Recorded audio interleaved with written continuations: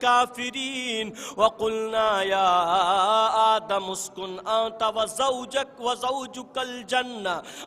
وزوجك الجنة وكلا منها رغدا حيث شئتما ولا تقربا هذه الشجرة فتكونا من الظالمين. فأزلهما الشيطان عنها فأخرجهما مما كان فيه وقلنا اهبطوا بعضكم لبعض عدو ولكم في الأرض مستقر ومتاع إلى حين. فتلقى آدم من ربه كلمات فتاب عليه إنه هو التواب الرحيم. قلنا اهبطوا منها جميعا فإما يأتينكم مني هدى فمن تبع هدايا فلا خوف عليهم ولا هم يحزنون. والذين كفروا وكذبوا بآياتنا أولئك أصحاب النار هم فيها خالدون. يا بني إسرائيل اذكروا نعمتي التي أنعمت عليكم وأوفوا بأهدي أوفي بأهدكم وإياي فارهبون. وآمنوا بما أنزلت مصدقا لما معكم ولا تكونوا أول كافر به ولا تشتروا بآياتي ثمنا قليلا وإياي فاتقون. ولا تلبسوا الحق بالباطل وتكتموا الحق وأنتم تعلمون. وأقيموا الصلاة وآتوا الزكاة واركعوا مع الراكعين. أتأمرون الناس بالبر وتنسون أنفسكم وأنتم تتلون الكتاب أفلا تعقلون. واستعينوا بالصبر والصلاة وإنها لكبيرة إلا على الخاشعين الذين يظنون أنهم ملاقو ربهم وأنهم إليه راجعون. يا بني إسرائيل اذكروا نعمتي التي أنعمت عليكم وأني فضلتكم على العالمين. واتقوا يوما لا تجزي نفس عن نفس شيئا ولا يقبل منها شفاعة ولا يؤخذ منها عدل ولا هم ينصرون. وإذ نجيناكم من آل فرعون يسومونكم سوء العذاب يذبحون أبناءكم ويستحيون نساءكم وفي ذلكم بلاء من ربكم عظيم. وإذ فرقنا بكم البحر فأنجيناكم وأغرقنا آل فرعون وأنتم تنظرون. وإذ وعدنا موسى 40 ليلة ثم اتخذتم العجل من بعده وأنتم ظالمون ثم عفونا عنكم من بعد ذلك لعلكم تشكرون.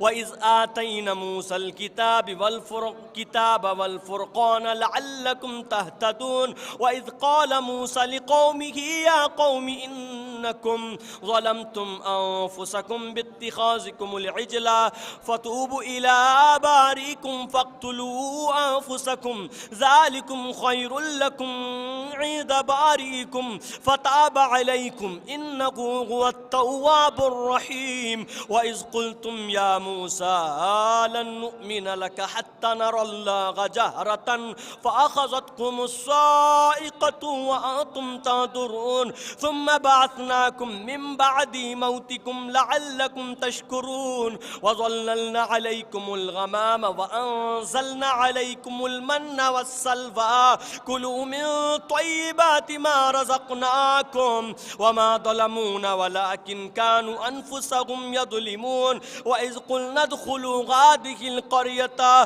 فكلوا منها حيث شئتما رغدا وادخلوا الباب سجدا وقولوا حتة نغفر لكم خطاياكم وسنزيد المحسنين. فبدل الذين ظلموا قولا غير الذي قيل لهم فأنزلنا على الذين ظلموا رجزا من السماء بما كانوا كانوا يفسقون وإذ استسقى موسى لقومه فقل اضرب بعصاك الحجر فانفجرت منه 12 عينا قد علم كل أناس مشربهم كلوا واشربوا من رزق الله ولا تعثوا في الأرض مفسدين وإذ قلتم يا موسى لن نصبر على طعام واحد فادع لنا ربك يخرج لنا مما تنبت الأرض من بقلها وقثائها وفومها وعدسها وبصلها قال تستبدلون الذي هو أدنى بالذي هو خير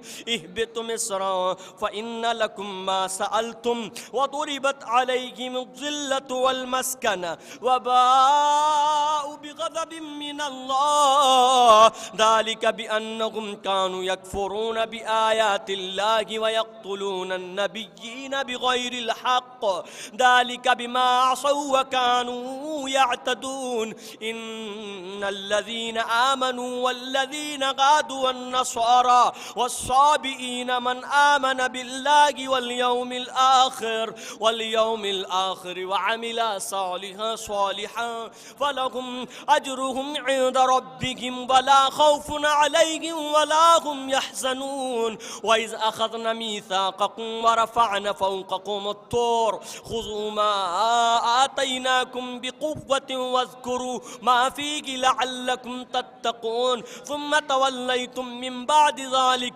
فلولا فضل الله عليكم ورحمته لكنتم من الخاسرين ولقد علمتم الذين اعتدوا منكم في السبت فقلنا لهم كونوا قردة خاسئين فجعلناها نكالا لما بين يديها وما خلفها وموعظة للمتقين وإذ قال موسى لقومه إن الله يأمركم أن تذبحوا بقرة قالوا أتتخذنا هزوا قال أعوذ بالله أن أكون من الجاهلين قالوا ادع لنا ربك يبين لنا ما هي قال إنه يقول إنها بقرة لا فارض ولا بكر أوعن بين ذلك فافعلوا ما تؤمرون قالوا ادع لنا ربك يبين لنا ما لونها قال إنه يقول إنها بقرة صفراء فاقع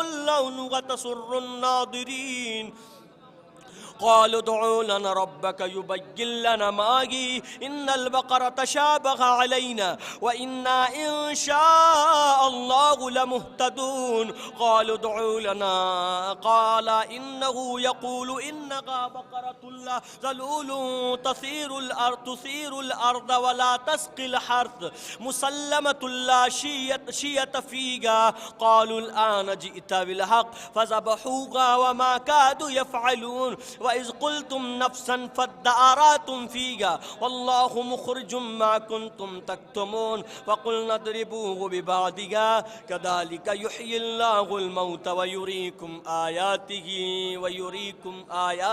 لعلكم تعقلون ثم قست قلوبكم من بعد ذلك فهي كالحجارة أو أشد قسوة وإن من الحجارة لما يتفجر منه الأنهار وإن منها لما يشقق فيخرج منه الماء وإن منها لما يهبط من خشية الله وما الله بغافل عما تعملون أفتطمعون أن يؤمنوا لكم وقد كان فريق منهم يسمعون كلام الله ثم يحرفونه من بعد ما عقلوه وهم يعلمون وإذا لقوا الذين قالوا آمنا وإذا خلا بعضهم إلى بعض قالوا أتحدثونهم بما فتح الله عليكم ليحاجوكم به عند ربكم أفلا تعقلون أولا يعلمون أن الله يعلم ما يسرون ومنهم ما يسرون وما يعلنون ومنهم أميون لا يعلمون الكتاب إلا أمانيا وإنهم إلا يظنون فويل للذين يكتبون الكتاب بأيديهم ثم يقولون هذا من عند الله ليشتروا به ثمنا قليلا فويل لهم مما كتبت أيديهم وويل لهم مما يكسبون وقالوا لا تمسنا النار إلا أياما معدودة قل أتخذتم عند الله عهدا فلن يخلف الله عهده أم تقولون على الله ما لا تعلمون بلى من كسب سيئة وأحاطت به خطيئته فأولئك أصحاب النار هم فيها خالدون والذين آمنوا وعملوا الصالحات أولئك أصحاب الجنة هم فيها خالدون وإذ أخذنا ميثاق بني إسرائيل لا تعبدون إلا الله وبالوالدين إحسانا وذي القربى واليتامى والمساكين وقولوا للناس حسنا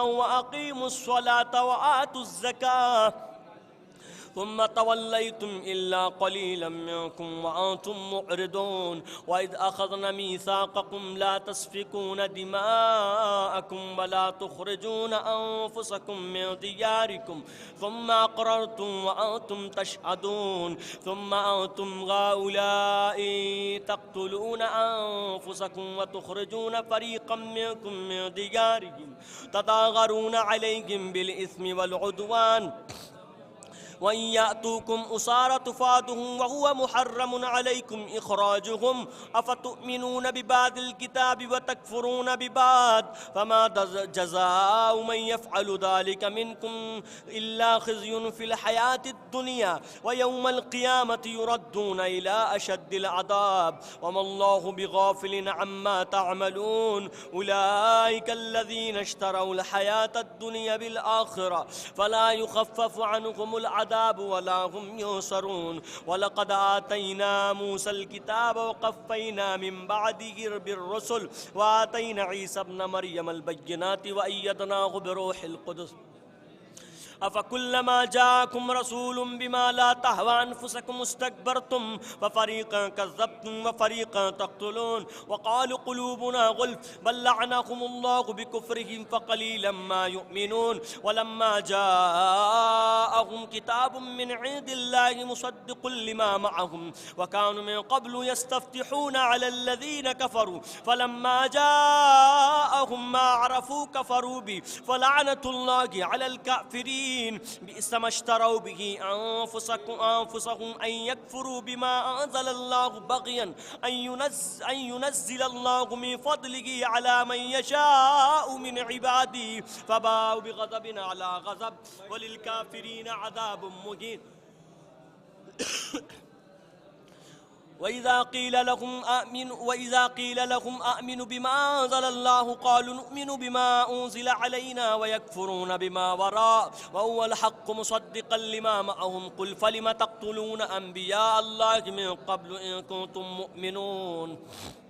مؤمنين ولقد جاءكم موسى بالبينات ثم اتخذتم العجل من بعده وأنتم ظالمون وإذا أخذنا ميثاقكم ورفعنا فوقكم الطور خذوا ما آتيناكم بقوة واسمعوا قالوا سمعنا وعصينا وأشربوا في قلوبهم العجل بكفرهم قل بئس ما يأمركم به إيمانكم إن كنتم مؤمنين قل إن كانت لكم الدار الآخرة عند الله خالصة من دون الناس فتمنوا الموت إن كنتم صادقين ولن يتمنونه أبدا بما قدمت أيديهم والله عليم بالظالمين ولتجدنهم أحرص الناس على حياة ومن الذين أشركوا يود أحدهم لو يعمر 1000 سنة وما هو بمزحزحه من العذاب أن يعمر والله بصير بما يعملون قل ما كان عدوا لجبريل فإنه نزله على قلبك بإذن الله مصدقا لما بين يديه وهدى وبشرى للمؤمنين ما كان عدوا لله وملائكته ورسله وجبريل وميكال فإن الله عدو للكافرين ولقد أنزلنا إليك آيات بينات وما يكفر بها إلا الفاسقون أو كلما عاهدوا عهدا نبذه فريق من الذين أشركوا أحدا نبذه فريق منهم بل أكثرهم لا يؤمنون ولما جاءهم رسول من عند الله مصدق لما معهم نبذ فريق من الذين أوتوا الكتاب كتاب الله وراء ظهورهم كأنهم لا يعلمون واتبعوا ما تتلو الشياطين على ملك سليمان وما كفر سليمان ولكن الشياطين كفروا يعلمون الناس السحر وما أنزل على الملكين ببابل هاروت وماروت وما يعلمان من أحد حتى يقولا إنما نحن فتنة فلا تكفر فيتعلمون منهما ما يفرقون به بين المرء وزوجه وما هم بضارين به من أحد إلا بإذن الله ويتعلمون ما يضرهم ولا ينفعهم ولقد علموا لمن اشتراه ما له في الآخرة من خلاق ولبئس ما شروا به أنفسهم لو كانوا يعلمون ولو أنهم آمنوا واتقوا لمثوبة من عند الله خير.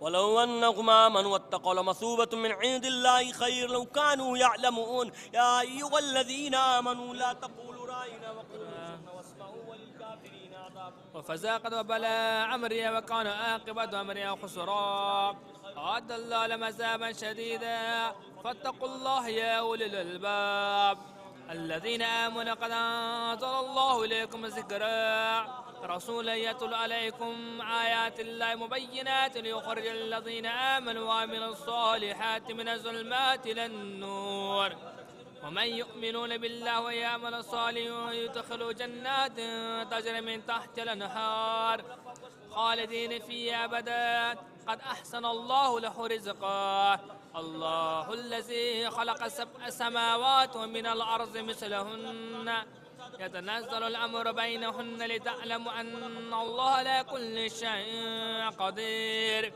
وأن الله قد أحاط بكل شيء علما. بسم الله الرحمن الرحيم يا أيها النبي لما تحرم ما أحل الله لك تبتغي مرضات أزواجك والله غفور رحيم قد فرض الله لكم تحلة أيمانكم والله مولاكم وهو العليم الحكيم. وإذ أسر النبيون إلى بعض أزواج حديثا فلما نبأت به وأظهره الله عليه عرف بعضه عرض عن بعض فلما نبأها به وقالت من أنبأك هذا قال نبأني العليم الخبير إن تتوبا إلى الله فقد ساغت قلوبكما وإن تظهر عليه فإن الله ومولاه وجبريل وصالح المؤمنين والملائكة بعد ذلك ظهيرا عصى رب إن طلقكن أن يبدوا له أزواجا خيرا منكم مسلمات مؤمنات قانتات تائبات عابدات سائحات وسيبات وأبكارا. يا أيها الذين آمنوا قوا أنفسكم وأهليكم النار وقودها الناس والحجارة عليها ملائكة غلاظ شديد لا يعصون الله ما أمرهم ويفعلون ما يؤمرون. يا أيها الذين كفروا لا تعتذروا اليوم إنما تجزون ما كنتم تعملون. يا أيها الذين آمنوا توبوا إلى الله توبة نصوحا عسى ربكم أن يكفر عنكم سيئاتكم ويدخلكم جنات تجري من تحتها الأنهار يوم لا يخزي الله النبي والذين آمنوا معه نورهم يسعى بين أيديهم وبأيمانهم يقولون ربنا أتمم لنا نورنا واغفر لنا إنك على كل شيء قدير. يا أيها النبي جاهد الكفار والمنافقين واغلظ عليهم ومأوهم جهنم وبئس المصير. ضرب الله مثل الذين كفروا امرأة نوح وامرأة لوط كانتا تحت عبد من عبادنا صالحين فخانتهما فلما يغني عنهما من الله شيئا وقيل ادخلا النار مع الداخلين. ضرب الله مثل الذين آمنوا امرأة فرعون. आप हजरात अपने पारे पढ़ते रहिए कुरान शरीफ के। मजलिस का आगाज़ अव्वलन तिलावत कलाम रब्बानी से होगा, जिसके फ़राइज़ अंजाम में क़ारी कुरान जनाब अब्दुल फ़ख़ार साहब। और मैं गुजारिश करता हूँ जनाब अब्दुल फ़ख़ार साहब से कि अहमद बैठो, बैठ दो भैया, मुझे बैठे, आप लोग अपने पारे पढ़ते रहिए। नारे सलवात अल्लाहुम्मा सल्ली।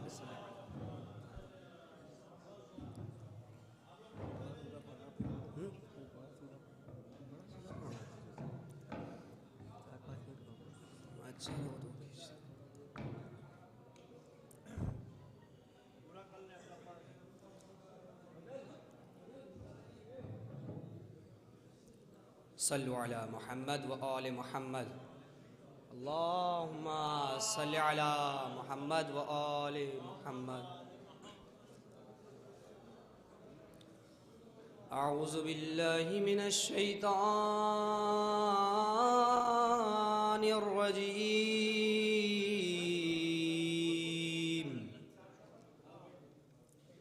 बिस्मिल्लाहिर रहमानिर रहीम।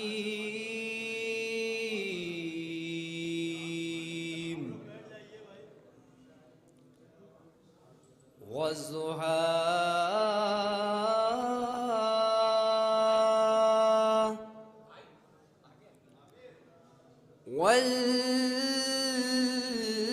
वल्लैलि इज़ा सजा।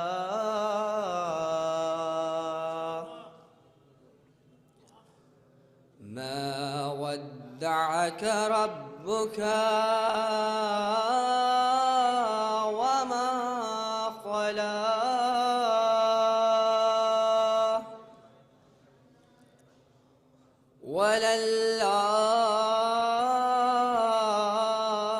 वलल्आखिरतु खैरुल लक मिनल ऊला।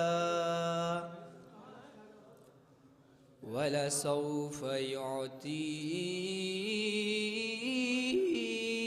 रब्बुक फतर्दा।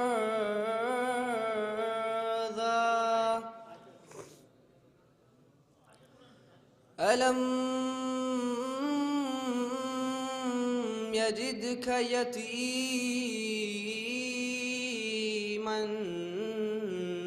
फ़आवा। सुब्हानल्लाह सुब्हानल्लाह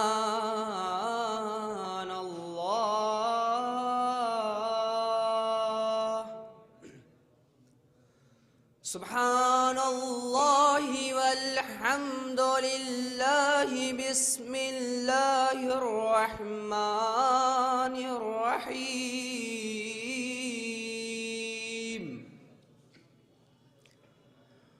वज़्ज़ुहा वल्लैलि इज़ा सजा। मा वद्दअक रब्बुक वमा क़ला। वलल्आखिरतु खैरुल लक मिनल ऊला। वलल्आखिरतु खैरुल लक मिनल ऊला।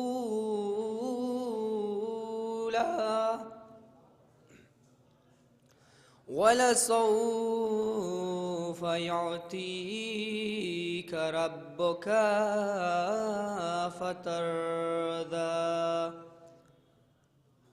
ألم يجدك يتيما فآوى ووجدك ضالا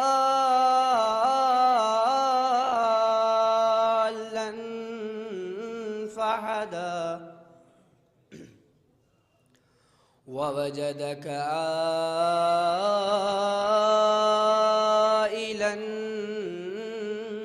فأغنى فأما اليتيم فلا تقهر وأما السائل فلا تنهر وأما بنعمة ربك فحدث صدق الله العلي العظيم صلوات على محمد وآل محمد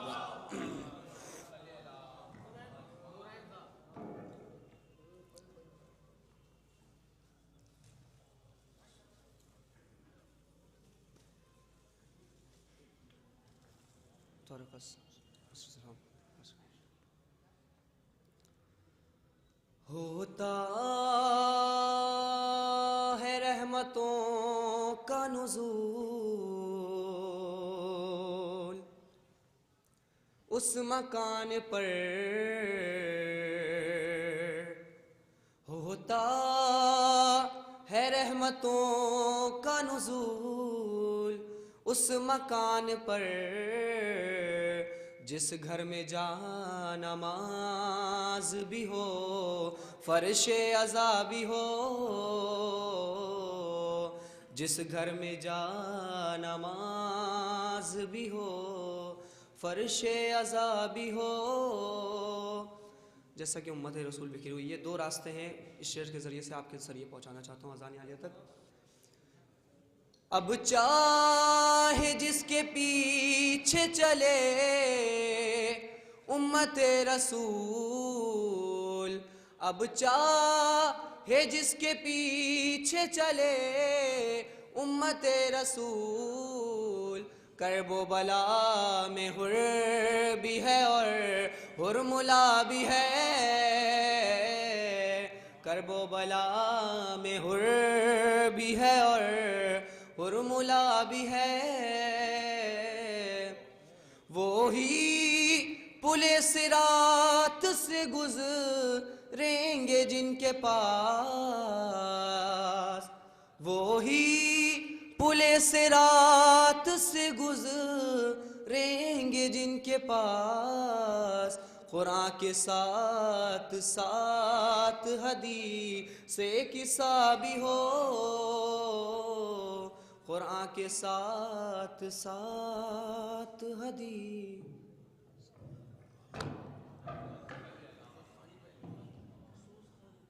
میں گزارش کرتا ہوں جناب نورین صاحب سے خصوص و سلام پیش کریں جو حضرات باہر تشریف رکھتے ہیں وہ فرش عزا پر تشریف لے آئیں نعرہ سلوات اللہ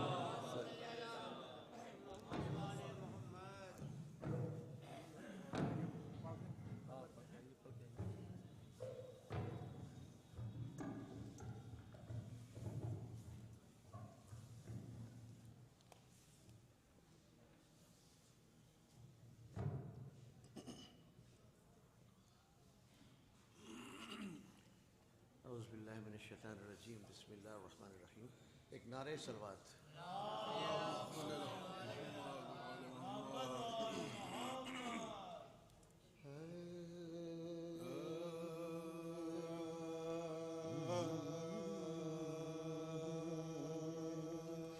وہ ہے جو حساب و کتاب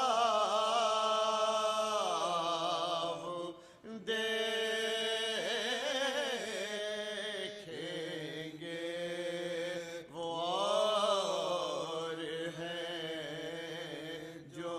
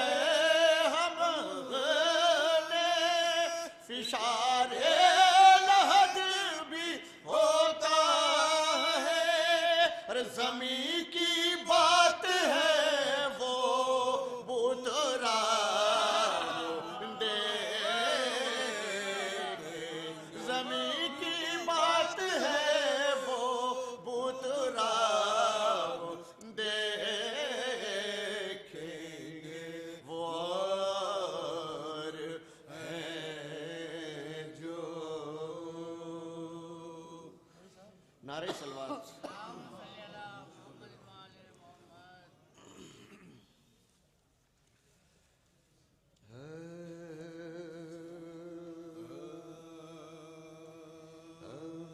मैं अबू तालिब हूँ कुरान मुझसे जाना जाएगा। मैं अबू तालिब हूँ कुरान मुझसे जाना जाएगा। मैं अबू तालिब हूँ कुरान मुझसे जाना जाएगा। और आयतों को मेरे आंगन में उतारा जाएगा। आयतों को मेरे आंगन में उतारा जाएगा। मैं अबू तालिब हूँ कुरान मुझसे जाना जाएगा। अरे दूंगा अपनी नस्ल से दुनिया को मैं 12 इमाम दूंगा अपनी नस्ल से दुनिया को मैं 12 इमाम। और मेरा शजरा सूरह कौसर में लिखा जाएगा। मेरा शजरा सूरह कौसर में लिखा जाएगा। मैं अबू तालिब मुझसे जाना जाएगा। अरे गुफ्तगू करने की खातिर पर्दे मेराज में गुफ्तगू करने की खातिर पर्दे मेराज में। अरे आसमां पर मेरे बेटे को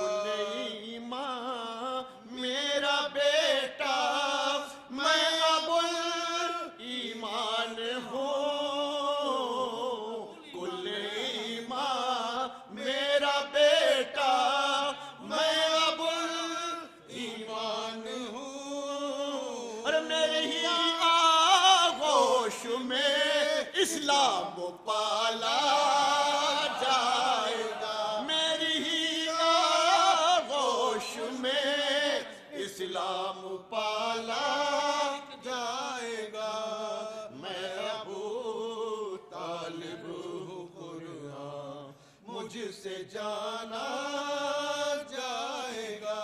ارے آیتوں میں ہوگا سب میری شجاعت کا بیان. آیتوں میں ہوگا سب میری شجاعت کا بیان. ارے انگلیوں پہ جب درے خیبر اکھاڑا جائے گا. انگلیوں پہ جب درے خیبر اکھاڑا جائے گا. میں ابو طالب ہوں مجھ سے جانا جائے گا. اور کچھ ہو جائے گا اونچا ابو طالب کا سر. اور کچھ ہو جائے گا اونچا ابو طالب کا سر. اور جب کبھی عباس کا پرچم اٹھایا جائے گا. جب کبھی عباس کا پرچم اٹھایا جائے گا. اور عمر بھر نئی یر اسی در کی ثنا کرتے رہو. عمر بھر نئی یر اسی در کی ثنا کرتے رہو. پر مصر کے بازار میں جو ہوگا دیکھا جائے گا. مصر کے بازار میں جو ہوگا دیکھا جائے گا. میں ابو طالب ہوں مجھ سے جانا جائے گا. نعرہ صلوات.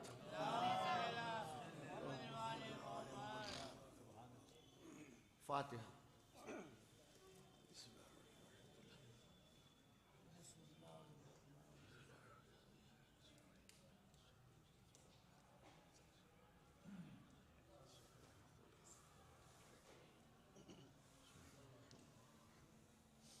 ایک بار دیگر نعرہ صلوات.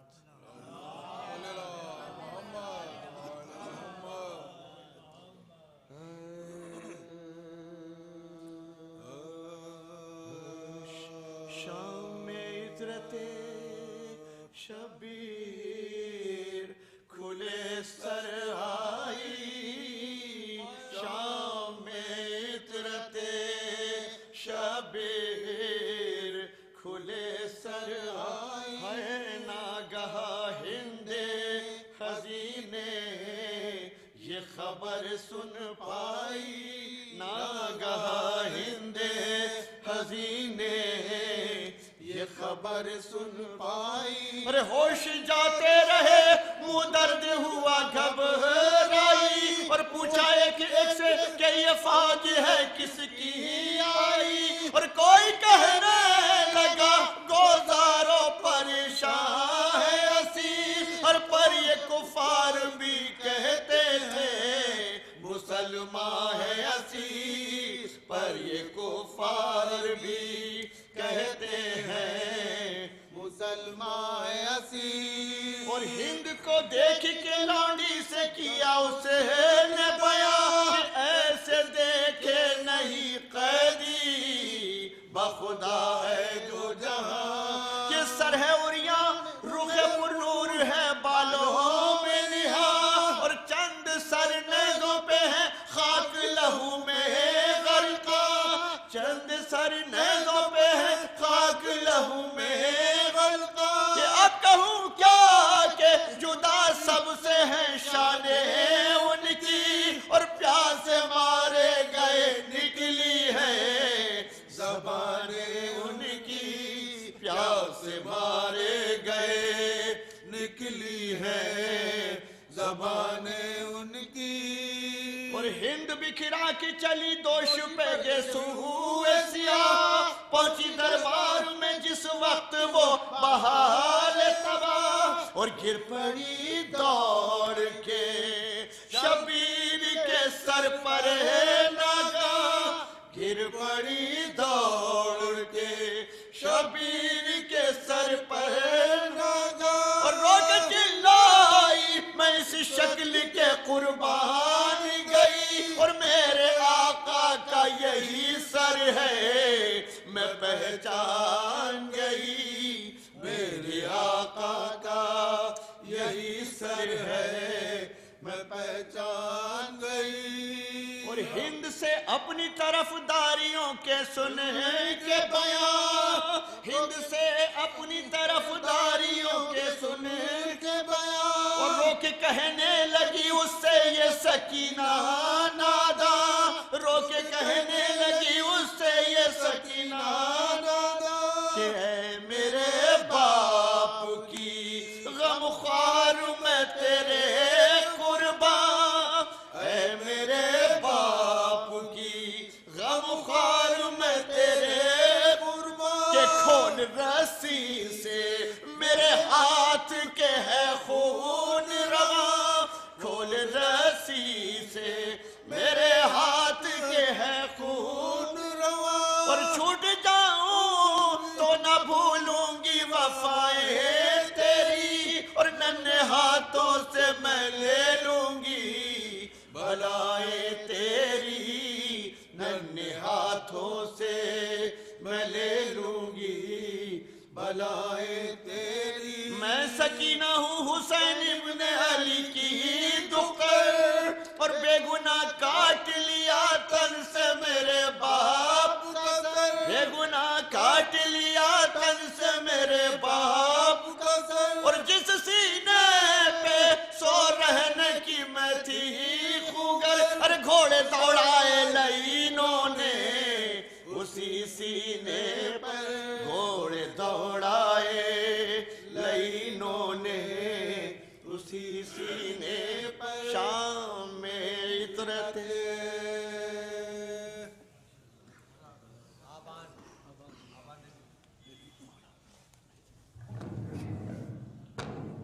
جو حضرات باہر تشریف رکھتے ہیں وہ فرش اعضاء پر تشریف لے آئے میں گزارش کرتا ہوں آباد صلی اللہ علیہ وسلم سے تشریف لائیں نعرہ صلوات سلوات رہ گئی دشت میں تنہا تو وطن یاد آیا رہ گئی دشت میں تنہا تو وطن یاد آیا پایا پانی کا تو ہر تشنہ دہن یاد آیا لے کر ہر چیز مدینے سے چلی تھی زینب لے کر ہر چیز مدینے سے چلی تھی زینب بھائی کی لاش پر پہنچے تو کفن یاد آیا سلوات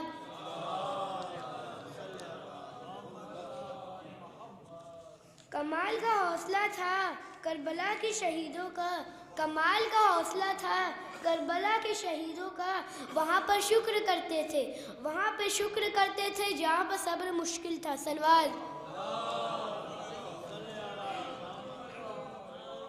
وہ 6 مہینے کا بچہ جو چل نہیں سکتا وہ 6 مہینے کا بچہ جو چل نہیں سکتا یزید اس سے بھی بچ کر نکل نہیں سکتا یزید اس سے بھی بچ کر نکل نہیں سکتا یزید تیرا مخالف ہے خود تیرا بیٹا یزید تیرا مخالف ہے خود تیرا بیٹا تیرا چراغ تیرے گھر میں جل نہیں سکتا سلوات دل روتا ہے رات روتی ہے دل روتا ہے رات روتی ہے ہر مومن کی ذات روتی ہے جب بھی آتا ہے محرم کا مہینہ خدا کی قسم غم حسین میں ساری کائنات روتی ہے سلوات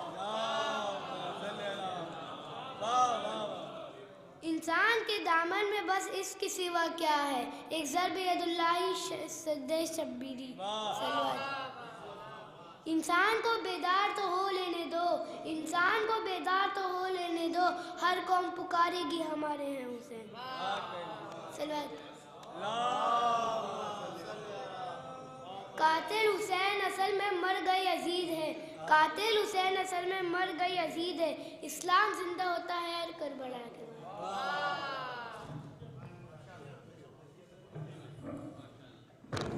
فرش ادا پر بیٹھ کر کتنا سکون ہے فرش ادا پر بیٹھ کر کتنا سکون ہے، محسوس ہو رہا ہے کہ جنت میں آ گئے، محسوس ہو رہا ہے کہ جنت میں آ گئے۔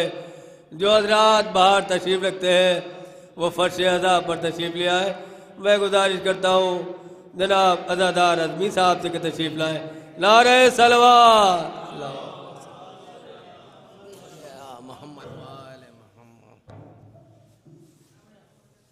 ایک قطع مرحوم کے لیے، اس کے بعد ایک مطلع اور 2-3 شعر، کیونکہ وقار صاحب کو بھی پڑھنا۔ مولوی صاحب اجازت، قطع ملاحظہ ہو۔ فلک سے کون یہ پیغام لے کے آیا ہے، اور چلے چلو تمہیں فردوس نے بلایا ہے، اور نصیب ہو گئی خاک شفا بھی اختر کو، کفن بھی پایا ہے تو کربلا کا پایا ہے،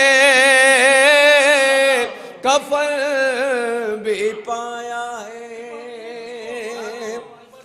تو کربلا کا پایا ہے۔ یہ مولانا آگے بس اس کا آپ کو بھی تو پڑھنا ہے، اذان کا وقت بھی ہے، زحمت زیادہ نہ ہو تو زیادہ اچھا ہے۔ ایک مطلع 2-3 شعر، مطلع ملاحظہ ہو۔ جیسے علی ہیں خانہ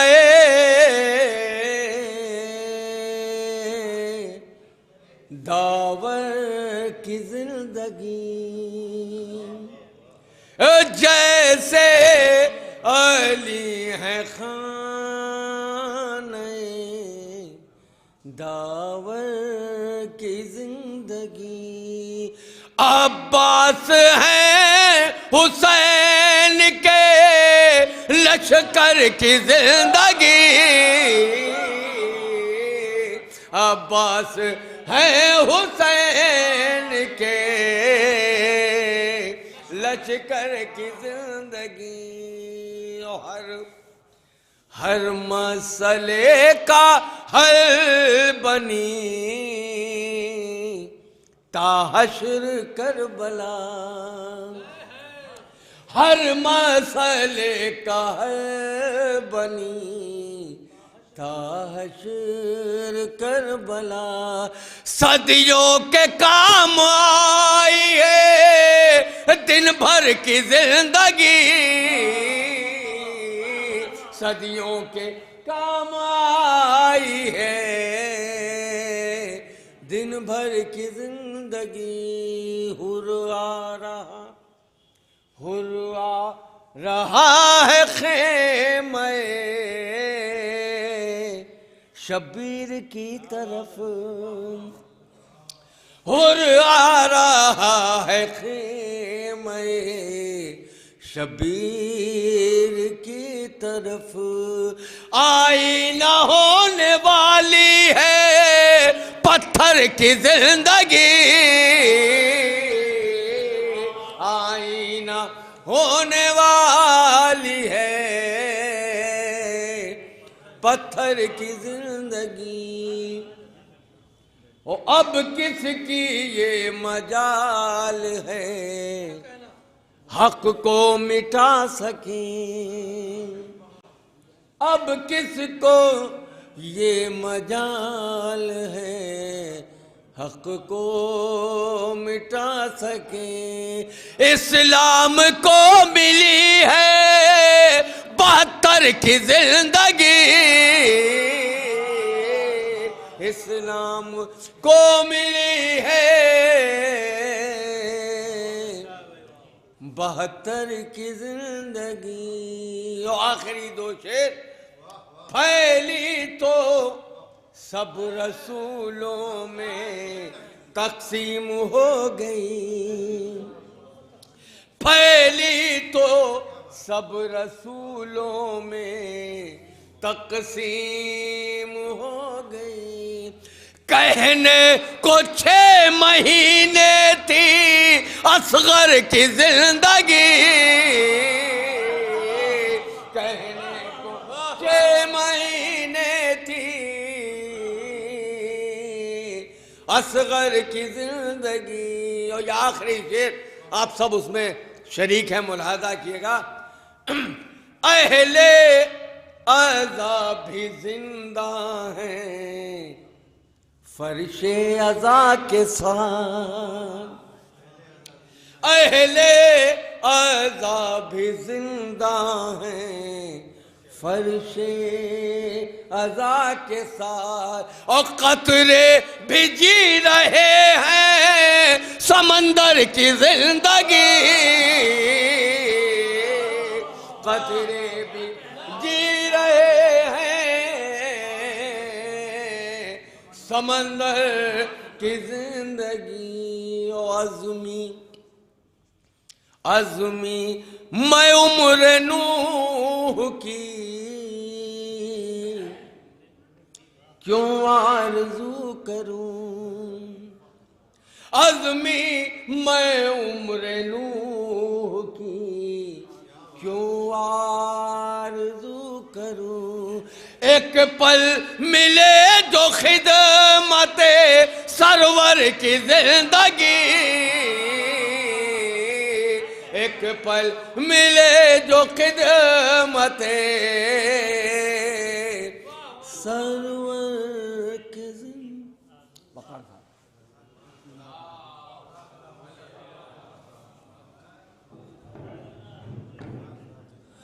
وہ کہہ رہے ہیں جیو ذکر مرتضیٰ کے بغیر، وہ کہہ رہے ہیں جیو ذکر مرتضیٰ کے بغیر، بتاؤ نعرہ صلوات۔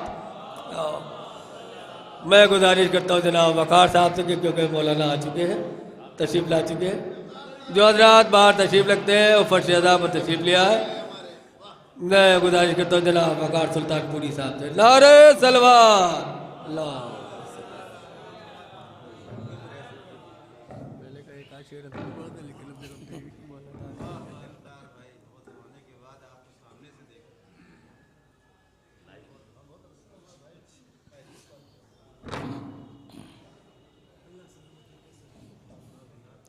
ایک سلام کے چند اشعار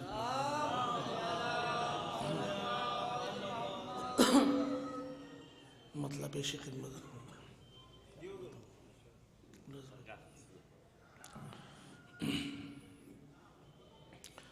ردیف آنسو ملاحظہ فرمائیے گا، شاید کسی لائق ہوں۔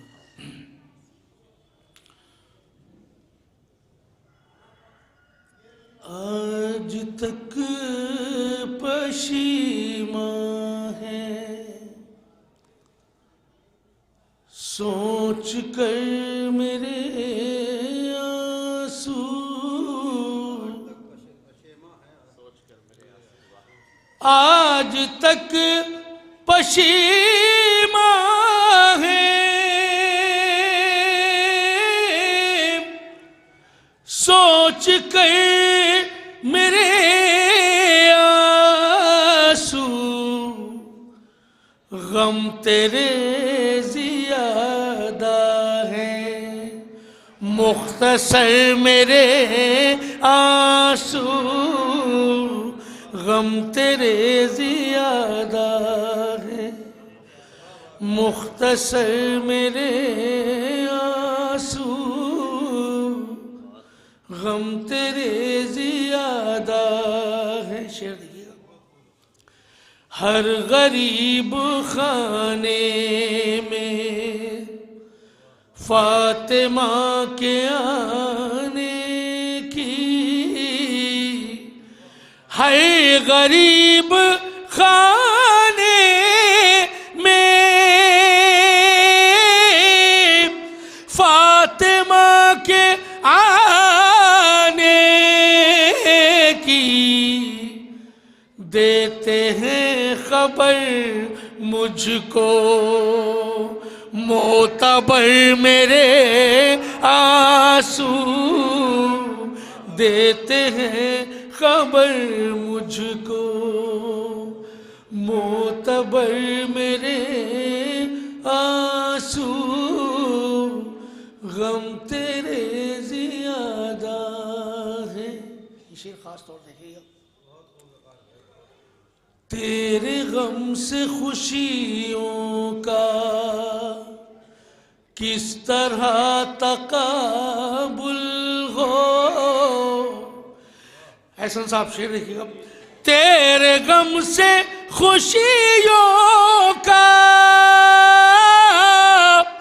کس طرح تقابل ہو، کہے تو پتھر ہیں اور گوہر میرے آنسو، کہے تو پتھر ہیں اور گوہر میرے آنسو. پیروی زینب میں اتباع عابد میں، پیروی زینب میں اتباع عابد میں، تیرے غم میں بہتے ہیں سال بھر میرے آنسو، تیرے غم میں بہتے ہیں سال بھر میرے آنسو. یہ آخری شعر. یہ رضا تو ہے ان کی یہ جہاں بھی لے جائیں، یہ رضا تو ہے ان کی یہ جہاں بھی لے جائیں، میں تو ایک مسافر ہوں راہبر میرے آنسو، میں تو ایک مسافر ہوں راہبر میرے آنسو. قبر کے اندھیروں میں کیوں ہو خوف تنہائی، قبر کے اندھیروں میں کیوں ہو خوف تنہائی،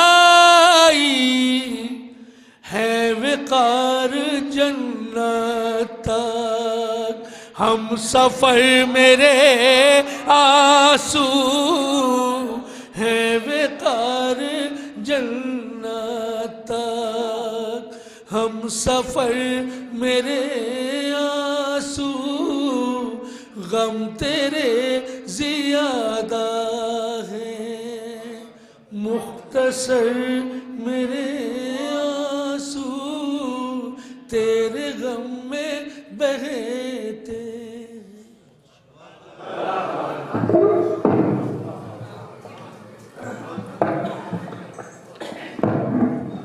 نہایت ہی ادب و احترام کے ساتھ گزارش کرتے ہوئے حضرت الاسلام عالی انعام مولانا گلزار مولائی صاحب سے کہ سید اختر علی زیدی صاحب مرحوم ابن سید انوار حسین صاحب سید ملی سے خطاب فرمائے.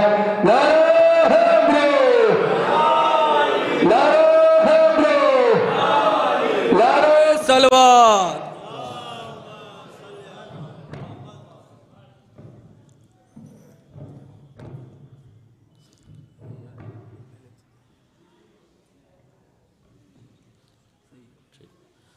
رحم اللہ من قرأ الفاتحہ. بسم اللہ.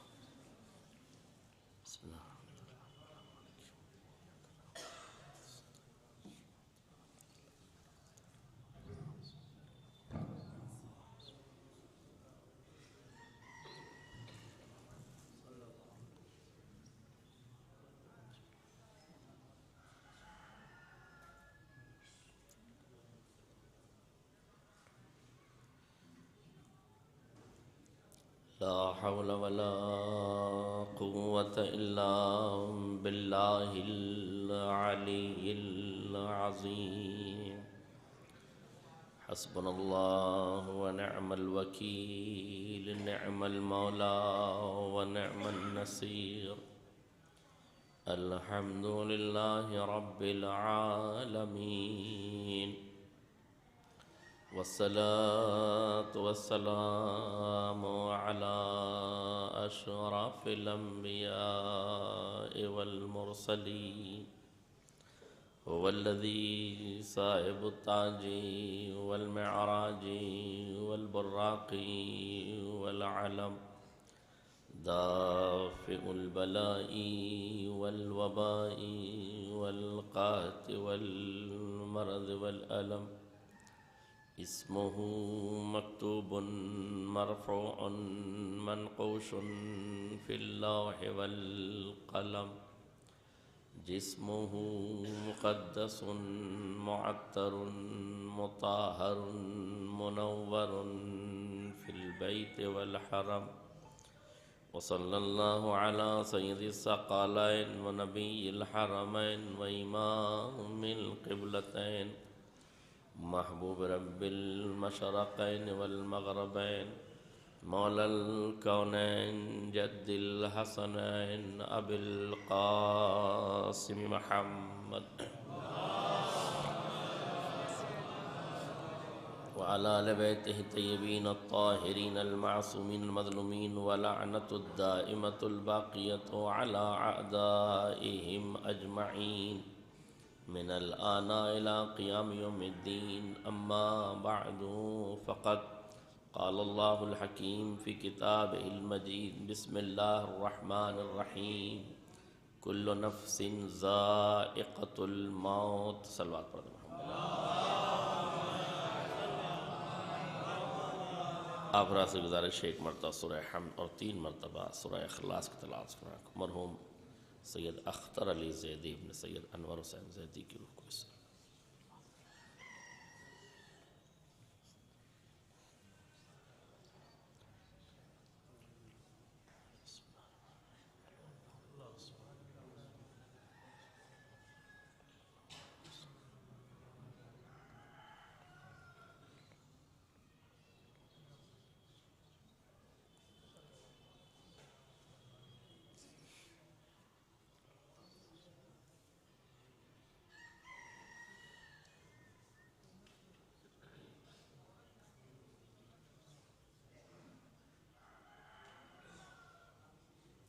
حضرات گرامی قدر، بزرگان ملت، دوستان عزیز،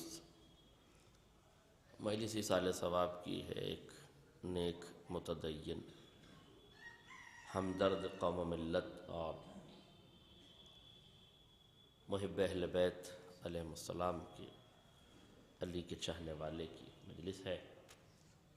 اس حقیقت سے انکار ممکن نہیں کہ جس شخص نے بھی زمین زندگی پہ قدم رکھا ہے اسے ایک دن آغوش موت میں سما جانا ہے. ہر وہ وجود جو اس کائنات میں زیور وجود سے آراستہ و پیراستہ ہوا ہے اسے ایک دن لباس موت زیب تن کر لینا ہے. اس کا اقرار قرآن مجید کی اس آیت میں جلی حروف میں ہو رہا ہے: کل نفس ذائقۃ الموت. ہر نفس کو موت کا ذائقہ چکھنا ہے. ایک تمثیل کا سہارا لیتے ہوئے زندگی کی حقیقت اور موت کی کیفیت کو بیان کرنا چاہتا ہوں. ایک شخص ہے جو جنگل میں تیزی سے چلا جا رہا ہے، اس کے پیچھے ایک شیر ہے جو لگا ہوا ہے. بندہ آگے آگے، شیر پیچھے پیچھے. بھاگتے بھاگتے یہ انسان ایک گڈھے کے قریب پہنچ گیا، ایک کنویں کے قریب پہنچ گیا. پیچھے شیر ہے، آگے گڈھا ہے. کیا کرتا؟ آخر اس گڈھے میں چھلانگ لگا دی. اس گڈھے کی گہرائی زیادہ تھی. نیچے جاتے جاتے اس نے اپنے دونوں ہاتھوں کو ایک ٹہنی کو مضبوطی سے پکڑ لیا. گرتا گرتا اپنے ہاتھوں سے ٹہنی کو پکڑ لیا. اب اس ٹہنی میں وہ آویزاں ہو گیا، لٹک گیا. اوپر شیر ہے، کھائی ہے، لٹکا ہے، ٹہنی ہے، اسے پکڑے ہوئے. تصور کیجئے گا اسے پکڑے ہوئے ہے. اب جان میں جان آئی کہ شیر سے کچھ بچ گئے ہیں۔ اب جو شیر سے بچنے کے بعد زمین پہ نگاہ کی، نیچے دیکھا تو دیکھا ایک اژدہا ہے جو منہ کھول کے کھڑا ہے۔ اب اور پریشان ہوا کہ اوپر شیر تھا، جان بچا کے کودا، اس درخت کی ٹہنی میں لٹک گیا، نیچے دیکھا تو اژدہا ہے، پریشانی بڑھ گئی۔ ناچار ہو کر داہنی جانب دیکھا تو عجیب منظر، داہنی جانب دیکھا تو دیکھا کہ جس ٹہنی میں وہ لٹکا ہوا ہے اسے دو چوہے کتر رہے ہیں، ایک سیاہ رنگ کا ہے اور ایک سفید رنگ کا ہے۔ اب اور مصیبت بڑھ گئی کہ یہ دو رنگ کے چوہے اسے دھیرے دھیرے کتر رہے ہیں، ظاہر ہے کہ کترتے کترتے اب تھوڑی دیر میں یہ ختم ہو جانے والی ہے۔ بائیں جانب دیکھا تو دیکھا کہ اوپر سے شہد ٹپک رہا ہے، بس اپنی زبان کو شہد سے ملانے لگا اور شہد کی لذت میں اتنا لطف اندوز ہوا کہ نہ نیچے کا اژدہا یاد رہا، نہ اوپر کا شیر یاد رہا، نہ دو سیاہ اور سفید چوہوں کا کترنا یاد رہا۔ بچے سمجھ رہے ہوں گے میں شاید ابن صفی کے کسی مشاہدے کا تجزیہ کر رہا ہوں، بزرگ سمجھ رہے ہوں گے کسی شیکسپیئر کے ڈرامے کا کوئی پیراگراف سنا رہا ہوں، لوگ سمجھ رہے ہوں گے کہ غزلیات کا کوئی ترجمہ میں کیے دے رہا ہوں، یا کسی ناول کا پیراگراف یا کسی افسانے کا پیراگراف۔ نہیں میرے عزیزوں، نہ یہ کوئی ناول ہے، نہ کوئی ڈرامہ ہے، نہ کوئی افسانہ ہے، یہ زمین زندگی کا وہ سادہ ورق ہے جو ہماری اور آپ کی زندگی کا ہے۔ اہل ادب بیٹھے ہیں، شہر ادب میں پڑھ رہا ہوں، یہ ہماری اور آپ کی زندگی کا وہ حسین ورق ہے جسے ہمیں سوچنا چاہیے۔ وہ شیر جو پیچھے لگا تھا کوئی اور نہیں ہے، انسان کی موت ہے جو اسے دوڑا رہی ہے۔ وہ جو انسان لٹکا ہوا ہے وہ زمین زندگی ہے جس پہ قدم زن ہے، جو نیچے منہ کھول کے کھڑی ہے وہ کوئی اور شے نہیں ہے، وہ اژدہا نہیں ہے بلکہ ایک قبر ہے جو بلا رہی ہے۔ موت شیر ہے جو پیچھے لگی ہے، قبر اژدہا ہے جو منہ کھول کے کھڑا ہے، اور یہ جو لٹکا ہوا ہے زندگی پر، اس زندگی میں یہ جو چوہے دکھ رہی ہے، جو دو چوہے ہیں، یہ چوہے نہیں ہیں، یہ ایک دن کا چوہا ہے، ایک رات کا چوہا ہے۔ جو سیاہ چوہا ہے وہ رات کی تعبیر ہے، جو سفید چوہا ہے وہ دن کی تعبیر ہے۔ یہ دونوں انسان کی زندگی کو دھیرے دھیرے کتر رہے ہیں، مگر وہ جو شہد ہے نا وہ لذت دنیا ہے، وہ جو شہد ہے نا وہ ذائقہ دنیا ہے، وہ جو شہد ہے نا وہ دنیا ہے۔ دنیا کی لذتوں میں انسان اتنا مست ہو گیا ہے کہ نہ اسے نیچے کی قبر یاد ہے، نہ اوپر کی موت یاد ہے، نہ زندگی کے گزرنے اور ختم ہونے کا کوئی اعتبار ہے۔ قبرستانوں میں بیٹھا ہے تو پھول لگا لیے ہیں تاکہ دل کو بہلانے کا کام ہو جائے، ورنہ یاد رکھنا آج ہم اوپر ہیں، کل ہم نیچے ہوں گے، کل جو نیچے ہیں وہ روز محشر میں ہوں گے۔ اس لیے دنیا کی لذتوں میں پڑھ کر نہ موت کو بھلانا نہ آخرت کو بھلا دینا۔ ایک صلوات پڑھنے محمد۔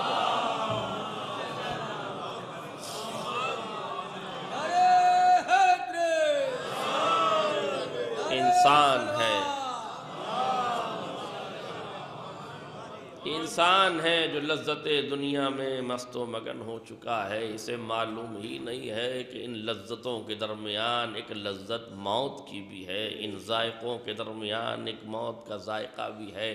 مگر عجیب مرحلہ یہ ہے کہ موت کا ذائقہ ہے کیسا، یہ کون بتائے کہ موت کا ذائقہ کیسا ہے؟ اس لیے کہ ذائقہ چکھنے کے بعد پتہ چلتا ہے، اور موت وہ ذائقہ ہے جسے چکھنے کے بعد کوئی بتا نہیں سکتا، جس نے چکھ لیا اس میں بتانے کی صلاحیت نہیں ہے۔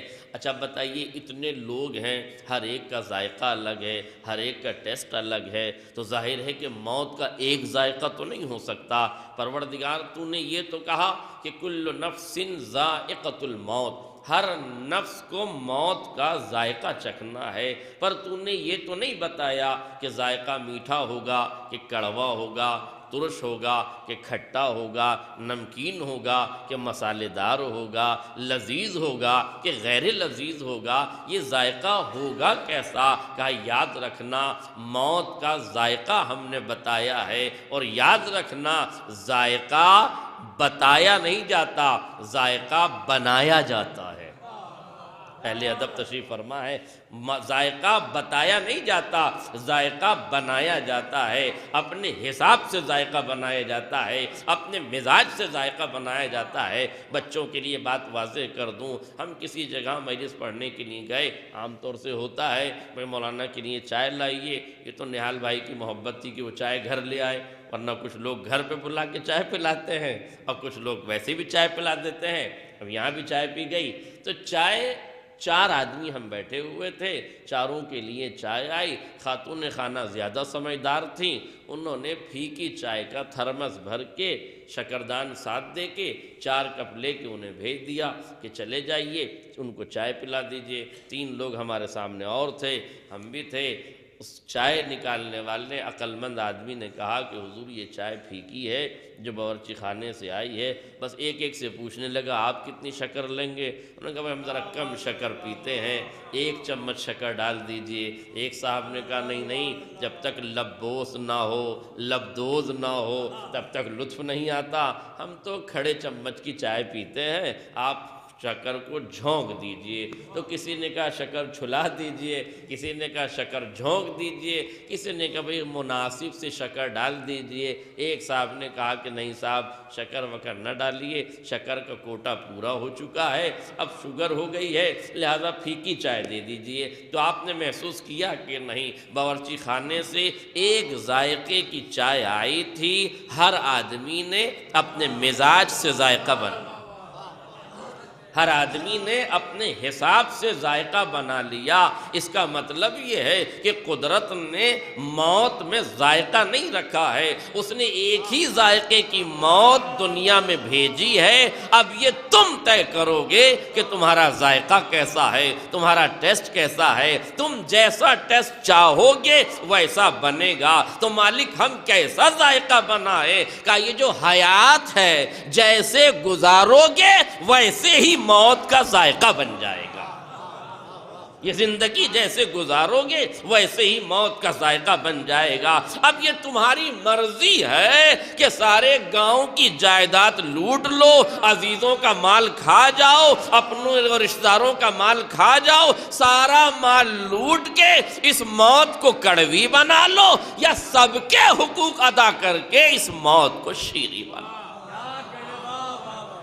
موت کا کوئی ذائقہ نہیں ہے، قدرت نے تو کہا ذائقہ ہے، مگر کیسا ذائقہ ہے یہ آپ نے بنانا ہے۔ اگر آپ چاہتے ہیں کہ موت میٹھی ہو تو میٹھی میٹھی باتیں کیا کیجئے، اگر آپ چاہتے ہیں کہ موت کڑوی ہو تو سماج میں زہر گھولا کیجئے، مگر یاد رکھیے گا یہ سماج میں گھولا ہوا زہر زندگی میں بھی گھلے گا اور موت کی دہلیز تک لے کے جائے گا۔ اس لیے اچھائیاں پھیلاؤ گے تو موت اچھی ہوگی، برائیاں پھیلاؤ گے تو موت بری ہوگی۔ اب تمہارے ہاتھ میں ہے، جیسا چاہو ذائقہ بنا لو۔ ہاں جب موت کڑوی ہو تو یہ نہ کہنا کہ پروردگار کیسی موت دے دی، آواز قدرت آئے گی یہ موت کا ذائقہ ہم نے نہیں دیا ہے، یہ تم نے اپنے اعمال سے بنایا ہے۔ ایک صلوات پڑھ دے محمد اور آلہ۔ تم حقوق الناس اور حقوق اللہ کی رعایت کرتے جانا، موت کا ذائقہ تمہارے لیے بہتر ہوتا جائے گا، جیسا چاہو گے ذائقہ بن جائے گا۔ اپنوں کو، عزیزوں کو، رشتہ داروں کا خیال رکھنا، صلہ رحم کرنا۔ دیکھیے یاد رکھیے گا، انسان کسی سے محبت کرے یا نہ کرے، انسان سب سے زیادہ محبت اپنے آپ سے کرتا ہے۔ اور کون ہے جو نہیں چاہتا کہ اس کی زندگی بابرکت ہو؟ مرنا تو کوئی نہیں چاہتا، سب جینا ہی چاہتے ہیں۔ تو اگر آپ جینا چاہتے ہیں تو پھر جینے کے اصول بھی اپنانے پڑیں گے، جینے کے قاعدے بھی اپنانے پڑیں گے۔ کیسے جیا جاتا ہے؟ آل محمد نے بتایا، صلہ رحم کرنے سے زندگی بڑھتی ہے، قطع رحم کرنے سے زندگی گھٹتی ہے۔ ایک شخص کو کینسر کا مرض پیدا ہو گیا، بلڈ کینسر ہو گیا، ڈاکٹر کے گیا، چیک اپ کرایا، رپورٹ لے کر آیا۔ ڈاکٹر نے کہا کہ صاحب آپ کو بلڈ کینسر ہے، کچھ دن آپ زندہ رہ سکتے ہیں، کچھ دن آپ کی زندگی کے بچے ہیں، اس کے بعد آپ خدا کی بارگاہ میں جانے والے ہیں۔ ظاہر ہے کہ جب موت دروازے پہ دستک دینے لگ جائے تو پھر آدمی کہیں جائے یا نہ جائے، مسجد کا دروازہ جلدی یاد آ جاتا ہے۔ پریشان ہوئے، چلو اب تو 6 مہینے 8 مہینے بچے ہیں، مسجد ہی چلیے، نماز پڑھنے کے لیے آئے۔ اب لوگوں نے بھی دیکھا کہ جو کبھی نہیں آتا وہ ابھی کیوں آیا ہے، مگر بہرحال دیر سے آیا یا سویر سے آیا، آ تو گیا۔ چلیے جب یہ آ گئے، اب ظاہر ہے کسی عالم دین سے ملاقات ہو گئی، اپنا درد دل بیان کیا۔ سرکار بتائیے کیا کریں؟ ارے الدنیا مزرعۃ الآخرہ، دنیا آخرت کی کھیتی ہے۔ انہوں نے کہا یہاں کیا کرتے ہو؟ کہا صاحب ممبئی میں رہتا ہوں۔ کہا رہنے والے کہاں کے ہو؟ کہا گاؤں دیہات میں رہتا ہوں۔ کہا اچھا فلاں گاؤں کے رہنے والے ہو، عزیز و رشتہ دار کہاں ہیں؟ کہا وہ سب گاؤں میں رہتے ہیں۔ کہا آپ؟ ہم اکیلے رہتے ہیں۔ کہتے پیسے ویسے؟ کہنے لگا بہت تجارت کی ہے، بزنس کی ہے، ماشاءاللہ بہت پیسہ ویسا، دولت بہت اچھی ہے۔ کہنے لگا اچھا تو رشتہ داروں کا کچھ کیا؟ کہنے لگا فرصت ہی نہیں ملی رشتہ داروں کے ساتھ کچھ کرنے کی۔ تو انہوں نے کہا پھر ایسا کرو آخرت کما لو، دنیا تو کما ہی چکے ہو، اپنے گاؤں پلٹ جاؤ اور اپنے عزیزوں اور رشتہ داروں سے پوچھو کہ کون مصیبت میں ہے، کون پریشانی میں ہے، جا کے دیکھو کس غریب کی چھت گری ہوئی ہے، چھت بنا دو، دیکھو کن یتیم بچوں کی فیس جمع نہیں ہوئی ہے، ان کی جا کے فیس جمع کر دو، دیکھو کون قرض میں ڈوبا ہوا ہے، اس کا قرضہ ادا کر دو، دیکھو جا کے کون پریشان حال ہے، کون فاقے کر رہا ہے، اس کی روزی روٹی کا انتظام کر دو، کس کو تجارت نہیں مل رہی ہے اس کے تجارت کا انتظام کر دو، مسجد کو دیکھ لو کس حال میں ہے، امام بارگاہ کو دیکھ لو کس حال میں ہے، جا کے تعلیمی اداروں کو دیکھ لو کس حال میں ہے۔ کہنے کا بات تو صحیح ہے، دولت کو سمیٹا، سیدھا اپنے گاؤں پہنچا، کام پہ کام کرنے لگا، مسجد کی حالت سدھاری، امام بارگاہوں کی طرف رخ کیا، تعلیمی اداروں کی طرف رخ کیا، یتیموں کا خیال کیا، اپنے تمام عزیزوں رشتہ داروں میں جس کے جو حقوق تھے، جو پریشانیاں تھیں، 6 مہینہ اسی میں گزر گیا کہ یہ سارا کام ہو گیا۔ ڈاکٹر نے بھی یہی کہا تھا کہ 6-8 مہینے تم زندہ رہو گے۔ اب 6 مہینہ جب گزر گیا تو کہا چلو اب واپس چلیں، ذرا دیکھیں کہ کیا معاملہ ہے۔ اب پہنچے، سارا کام کر دیا تھا، واپس ممبئی پہنچے۔ اب پہنچے اس عالم کے پاس کہ سرکار آپ نے کہا تھا ہم نے سب کچھ کر لیا، اب بتائیے کیا حکم ہے، اب اور کوئی باقی رہ گیا ہو تو وہ بھی کر لیں۔ کہا اب کچھ باقی نہیں ہے، ایک بلڈ ٹیسٹ کی رپورٹ اور کروا لو، خون کا جائزہ ایک مرتبہ اور کروا لو۔ گئے ڈاکٹر کے یہاں یا لیب میں گئے، جا کے بلڈ ٹیسٹ کروایا اور رپورٹ لے کے ڈاکٹر کے پاس پہنچے تو رپورٹ دیکھ کے ڈاکٹر نے کہا میاں کون سا نسخہ استعمال کر آئے ہو، کون سی دوائی کھا کر آئے ہو، کون سی دوائی کھا کر آئے ہو، کون سا نسخہ استعمال کر آئے ہو؟ اس نے کہا مطلب؟ کہا یہ تو رپورٹ اب تمہاری نارمل ہو گئی ہے، اب تو تمہیں بلڈ کینسر رہا نہیں، تم ٹھیک ہو گئے۔ کہنے لگا میں نے تو کچھ کھایا نہیں۔ بہرحال رپورٹ لی، سیدھا عالم دین کے پاس پہنچا، کہا سرکار بات سمجھ میں نہیں آئی، نہ آپ نے تعویذ دیا، نہ آپ نے گنڈا دیا، نہ آپ نے کوئی آیت بتائی، نہ کوئی ورد بتایا، نہ کوئی روزمرہ پڑھنے والی دعائیں بتائی، میں نے تو کچھ بھی نہیں کھایا، میں نے تو کچھ بھی نہیں پڑھا، یہ اچانک میرے جسم سے یہ بیماری کیسے چلی گئی، وہ جو جراثیم میرے خون میں تھے وہ ضائع کیسے ہو گئے؟ انہوں نے مسکرا کے کہا چونکہ تمہارے خون میں تمہارے رشتہ داروں کا حق تھا، تم نے ادا نہیں کیا، قدرت نے اس میں جراثیم رکھ دیے، تم نے حق ادا کر دیا، قدرت نے جراثیم چھین لیے، قدرت نے جراثیم چھین لیے، تمہاری زندگی بڑھا دی۔ اب سمجھ میں آیا؟ معصوم فرماتے ہیں اگر تمہاری زندگی کے 30 برس باقی ہیں اور تم رشتہ داروں کے ساتھ قطع تعلق ہو جاتے ہو تو خدا تمہاری 30 سال کی زندگی کو 3 دن کی زندگی کر دیتا ہے، اور اگر تمہاری زندگی کے 3 دن باقی ہیں اور تم صلہ رحم کرتے ہو تو خداوند عالم تمہاری عمر کو 30 سال بڑھا دیا کرتا ہے۔ اب مرضی ہے رشتہ داروں پہ احسان کرنے کے لیے نیکی نہ کرنا، اپنی زندگی بڑھا کے اپنے پہ احسان کرو، رشتہ داروں کی مدد ہوتی چلی جائے گی۔ ایک صلوات پڑھنے محمد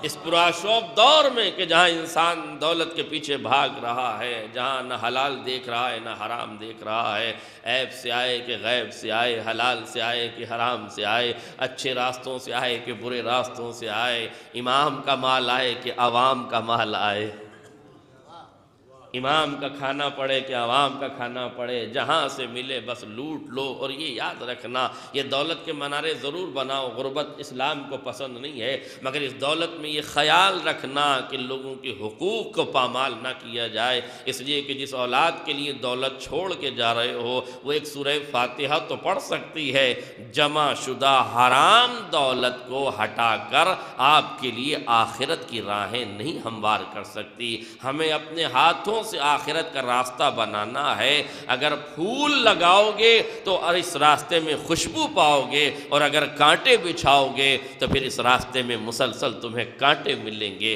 اب تمہارے ہاتھ میں زندگی بھی ہے، دنیا بھی ہے، اور دنیا مزرعۃ الآخرہ، جو یہاں بو گے وہی وہاں کاٹو گے۔ یہ ممکن نہیں ہے کہ یہاں کانٹے بولو اور وہاں خوشبو پالو، اور یہاں خوشبو بولو اور وہاں کانٹے پالو، نہیں، جو یہاں بویا جائے گا وہی وہاں ملے گا۔ اس لیے یاد رکھیے گا، یہ دنیا چند روزہ ہے، موت ایک ایسی حقیقت ہے جس میں کافر بھی شک نہیں کرتا۔ معصوم فرماتے ہیں کہ کافر کو خدا کے وجود میں شک ہے، مگر کافر کو موت کے وجود میں شک نہیں ہے۔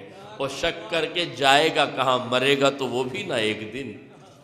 اس لیے موت ایک یقین کا نام ہے، مگر یہ بھی یاد رکھیے گا، جملہ محسوس کیجئے گا، اس زمین پر جو سب سے غیر معتبر شے ہے اس کا نام زندگی ہے، اور جب سے معتبر شے ہے اس کا نام موت ہے۔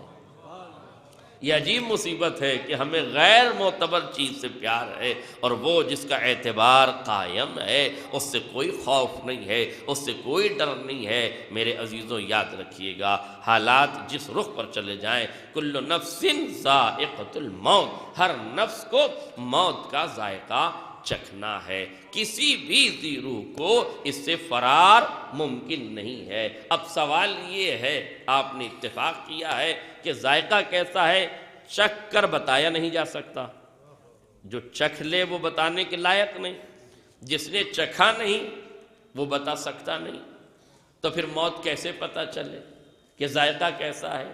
چلیے ہم ایک بندے کو، بلکہ ہم کیا، مرحوم سرکار مہدی علی اللہ مقامہ ایک بندے کو پکڑ کے لائے تھے، اسی سے پوچھ لیں کہ موت کا ذائقہ کیا ہے۔ یاد آیا آپ کو؟ نہیں یاد آیا؟ ارے وہ بڑھیا کا بیٹا جو حکومت کے تابوت میں سیاست کے کاندھوں پر زندگی کو موت کا کفن پہنا کے عصمت کے قدموں میں لا کے رکھا گیا تھا، ہاں، اور سازش نے دہائی دی تھی کہ مولا نماز پڑھا دیجئے، اور مولانا نے ماں کی آنکھوں میں آنکھیں ڈال کے پوچھا کہ نماز پڑھا دوں۔ مولا ماں سے کیوں پوچھ رہے ہیں؟ کہ جب حکومتیں مامتا جیسے رشتے کو خریدنے کا ہنر پیدا کر لے تو امامت کو معجزہ دکھانا پڑتا ہے۔ محسوس کی گیا؟ تو امامت کو معجزہ دکھانا پڑتا ہے۔ پوچھا پڑھا دوں؟ اس نے کہا پڑھا دیجئے۔ محسوس کیجئے گا، اس نے کہا پڑھا دیجئے۔ امام نے تکبیر کہی، زندگی موت کی آغوش میں چلی گئی، ہاں، زندگی موت کی آغوش میں چلی گئی۔ اب ظاہر ہے کہ جیسے ہی وہ ختم ہوا، نماز ختم ہوئی، اور لوگوں نے کہا یہ تو زندہ تھا۔ امام نے کہا زندہ تھا تو لے جاؤ۔ اب جیسے ہی چہرے سے نقاب ہٹائی، کفن کا ٹکڑا چہرے سے ہٹایا، عجیب منظر دیکھا، جس کی آنکھیں کھلی تھی اس کی بند ہو گئی، جن کی کھلی تھی ان کی پھٹی رہ گئی۔ یہ کیا ہو گیا؟ اور خالی آنکھیں ہی نہیں پھٹی، جیسے ہی زندگی کو موت کی آغوش میں دیکھا فوراً 9-11 ہو گئے، سب کے سب بھاگ گئے، مگر ایک ماں تھی جو میت کے پاس کھڑی رہی۔ اہل لکھنؤ کے لیے جملہ ہے، میت کے پاس ماں بیٹھی رہی، سب کے سب بھاگ گئے۔ ہم نے اس ماں سے پوچھا جب سب بھاگ گئے، سیاست کے بکے ہوئے سارے رشتے چلے گئے، تو کیوں نہیں گئی؟ کہ یہی تو قانون ہے، میت کا وارث میت چھوڑ کے بھاگا نہیں کرتا۔ میت کا وارث میت چھوڑ کے بھاگا نہیں کرتا۔ میں وارث ہوں، میرا رکنا ضروری ہے۔ اب سمجھ میں آیا، سیاسی رشتہ دار چھوڑ کے بھاگا کرتے ہیں، حقیقی رشتہ دار میت پہ رکا کرتے ہیں۔ اچھا ہوا امت مسلمہ نے اس واقعے کو سمجھ لیا کہ بوڑھی عورت ہے، ایک بوڑھی عورت ہے مگر اپنے بیٹے کی لاش پہ رکی رہی، کم سے کم اس واقعے سے امت کے بڈھوں کو پتہ تو چلے کہ لاش چھوڑ کے بھاگا نہیں جاتا۔ ایک صلوات پڑھ دے محمد رسول۔ ماں نے کہا یا علی زندہ لائی تھی، زندہ لے کے جاؤں گی۔ میں نے کہا کہ حکومت سے کے اشارے پر آئی تھی، حکومت سے جا کے کہے وہ زندہ کر دے گی، اس کے پاس تخت ہے، تاج ہے، قوت ہے، طاقت ہے، عسکر ہے، لشکر ہے، سب کچھ تو اس کے پاس ہے۔ سیاست کا تابوت اسی نے سجایا، سیاست کے کاندھے اسی نے دیے، سیاست کا کفن اسی نے دیا، ساری تہذیبیں جب اس کے پاس ہے تو کہے جب سیاست مچائی ہے، سیاست کی ہے تو حیات بھی دے دے۔ اس نے کہا قبلہ کیسی باتیں کرتے ہیں، سیاست مدار لوگ سیاست دکھا سکتے ہیں، جو حیات کا پیکر ہو وہ زندگی دیا کرتا ہے۔ توجہ کیجئے گا، جو حیات کا پیکر ہو وہ زندگی دیا کرتا ہے۔ میں نے کہا حکومت کی دہلیز پہ کیوں نہیں گئی؟ کہا اتنا تو میں سمجھ گئی کہ جو زندگی کو موت دے سکتا ہے وہی موت کو زندگی بھی دے سکتا ہے۔ توجہ کیجئے گا، اب روایت کے فقر تاریخ میں یہی ہے، بصائر الدرجات میں اس واقعے کو نقل کیا گیا ہے۔ کہتے ہیں کہ علی نے ٹھوکر ماری اور ٹھوکر جیسی ماری مردہ زندہ ہو گیا۔ مسلمانوں اتنا سمجھ لینا کہ موت اور حیات کچھ نہیں ہے، علی اشارہ کر دے، تکبیر کہیں، وحدت کی تجلی کا آئینہ بن جائے تو زندگی موت بن جاتی ہے، علی ٹھوکر مارے تو موت زندگی بن جاتی ہے۔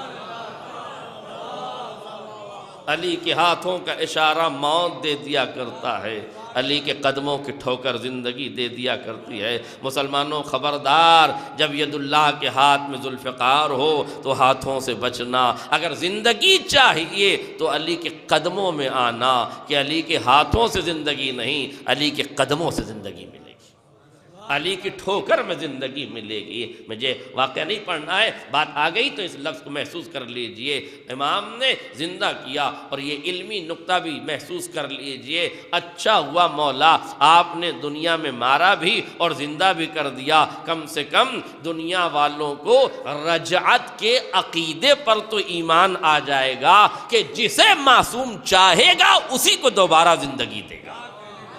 یہی رجت کا عقیدہ ہے نا، سب کو نہیں بلایا جائے گا، بلکہ جب امام آئیں گے رجت ہوگی تو ان کی رجت ہوگی جن کو امام چاہیں گے۔ تو اب آپ کہیں گے کہ امام چاہیں گے اس کی رجت کیسے ہوگی؟ تو کہا جب ٹھوکروں میں مردے کو زندہ کیا جا سکتا ہے تو خواہشوں پہ زندہ کیوں نہیں کیا جا سکتا؟ ایک صلوات پڑھ دے محمد رسول۔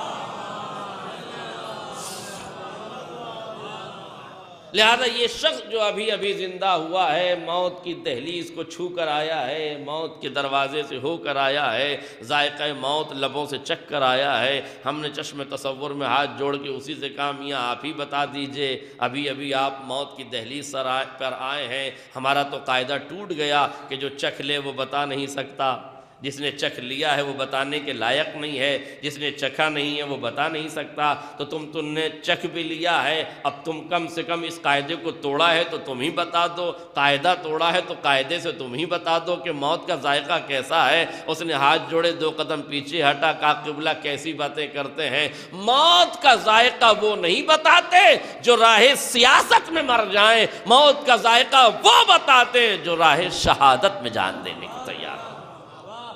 راہ سیاست کے راہی موت کا ذائقہ نہیں بتاتے، بلکہ راہ شہادت میں جانے والے وہ بتاتے ہیں کہ موت کا ذائقہ کیسا ہے۔ ایک صلوات پڑھیں محمد رسول اللہ۔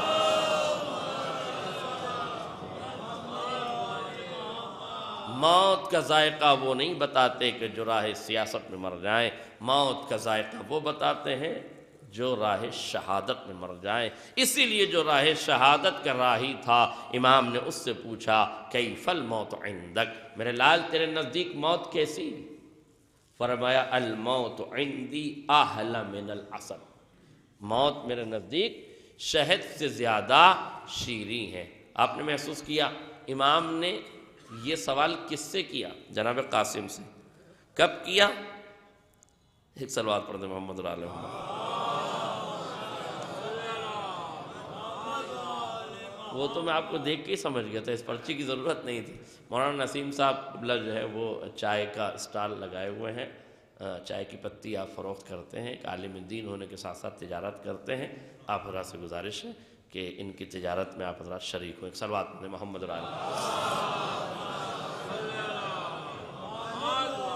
امام نے یہ سوال جناب قاسم سے کیا، توجہ کیجئے گا، کب کیا، کہاں کیا اور کیوں کیا؟ بس یہ 3 سوال اور آپ کی زحمت تمام۔ کہاں کیا؟ کربلا میں۔ کب کیا؟ عاشور کے دن۔ کیوں کیا؟ یہ سوال آپ جناب عباس سے بھی تو کر سکتے تھے کہ موت تمہارے نزدیک کیسی ہے، ان سے تو نہیں پوچھا۔ جناب علی اکبر سے بھی تو پوچھ سکتے تھے تمہارے نزدیک موت کیسی ہے، ان سے تو نہیں پوچھا۔ حضرت مولانا محمد سے پوچھ سکتے تھے کہ نہیں پوچھا۔ جناب مسلم سے پوچھ سکتے تھے کہ نہیں، مسلم بن اوسجہ سے پوچھ سکتے تھے کہ نہیں، حبیب بن مظاہر سے پوچھ سکتے تھے کہ نہیں۔ یہ جملہ بھی یاد رکھنے کے قابل ہے کہ کربلا میں زندگی کا ہر مرحلہ موجود تھا۔ انسانی حیات میں فطرت کے ہر تقاضے کو حسین ابن علی نے کتاب کربلا میں جمع کیا تھا۔ انسانی زندگی کی فطرت کے جتنے تقاضے ہیں سب کربلا میں تھے۔ 6 مہینے کے بچے سے لے کر 80 سال کے بزرگ تک ہر صنف و سال، یعنی صنف و سال سے مراد یہ ہے کہ جس صنف کے جو تقاضے ہوتے ہیں ان میں وہ چیزیں ہوتی ہیں، وہ تمام افراد موجود تھے۔ تو کسی سے نہیں پوچھا۔ 13 برس کے بچے سے کیوں پوچھا؟ مولانا محمد سے نہیں پوچھا۔ ہمارے عقیدے کے مطابق، جملہ یاد رکھیے گا، ہمارے عقیدے کے مطابق اگر جناب علی اصغر سے پوچھا جاتا تو وہ بھی بتاتے کہ موت کا ذائقہ کیسا ہے۔ آپ یہ نہیں کہہ سکتے کہ وہ کیسے بتاتے، وہ کیسے سمجھتے، وہ تو بچے تھے، بچے نہیں تھے۔ اگر آپ غور کیجئے تو شعور کی اس دہلیز پر فائز ہیں حضرت علی اصغر کہ امام میدان میں 4 جملے پڑھتے ہیں، حل من ناصر ینصرنا، حل من مغیث یغیثنا، حل من معین یعیننا، حل من ذاب یذبنا۔ یہ چاروں جملے ہوا کے دوش پہ سوار ہوتے ہیں، ذوق سماعت حضرت علی اصغر سے ٹکراتے ہیں۔ حضرت علی اصغر اپنے آپ کو منہ کے بل زمین پر گرا دیتے ہیں۔ آواز استغاثہ ادھر سے آئی، بس چشماہے نے جھولے سے گرایا، دنیا کو یہ بتایا کہ میں یہ 4 جملے سمجھ سکتا ہوں۔ امت پوچھے کہ سمجھے کیسے؟ آپ نہیں سمجھے، یہ علی اصغر ہیں۔ اصغر بعد میں ہیں، علی پہلے ہیں۔ ارے کل ہی کی تو تاریخ گزری ہے، ابھی 13 رجب گزری ہے نا کل۔ یہ علی ہیں، علی اصغر بعد میں ہیں، علی پہلے ہیں۔ اگر علی ابن ابی طالب 4 کتابیں 3 دن کی عمر میں پڑھ سکتے ہیں تو 6 مہینے کا علی 4 جملے نہیں سمجھ سکتا، 4 جملے نہیں سمجھ سکتا۔ اور اگر میں اس کو دعا کے پیرائے میں اہل علم بیٹھے ہوئے ہیں، اہل ادب بیٹھے ہوئے ہیں، اس رخ سے بھی ذرا سنیں۔ فضائل کا گوشہ ہے جو مصائب کے عنوان سے ہے، مصائب کے پہلو سے فضیلت کا یہ گوشہ ہے۔ پیغمبر کی دعا ہے اور یہی 13 رجب سے متصل ہو گئی، رب ادخلنی مدخل صدق واخرجنی مخرج صدق واجعل لی من لدنک سلطانا نصیرا۔ دیکھیں استغاثہ بھی طلب ہے اور دعا ہے، دعا کا لفظ مشترک ہے طلب، اور اس دعا کا منادہ ہے خدا۔ حل من ناصر ینصرنا پبلک سے خطاب ہے، لیکن امداد خدا سے طلب کر رہے تھے، ڈائریکٹ خدا سے طلب ہے۔ اب خدا جس بندے کو معین کرے وہ ناصر بنے گا، توجہ کیجئے گا۔ تو پیغمبر نے کیا دعا کی تھی؟ رب ادخلنی مدخل صدق واخرجنی مخرج صدق واجعل لی من لدنک سلطانا نصیرا، اپنے بارگاہ سے مجھے سلطان نصیر دے دے۔ توجہ کیجئے گا، یہ امتیاز آل محمد نے رکھا ہے کہ خدا نے بتایا جب رسالت نصرت کے لیے سلطان مانگتی ہے تو کعبہ الہی سے علی دیا جاتا ہے، جب حسین مانگتے ہیں تو خیمہ حسینی سے پھر علی اصغر دیا جاتا ہے۔ اس کا مطلب یہ ہے کہ جب عصمت طلب کرتی ہے، جب امامت طلب کرتی ہے، تب بھی ناصر علی کی شکل میں آتا ہے۔ جب رسالت طلب کرتی ہے جب بھی علی آتے ہیں، جب امامت طلب کرتی ہے تب بھی علی آتے ہیں۔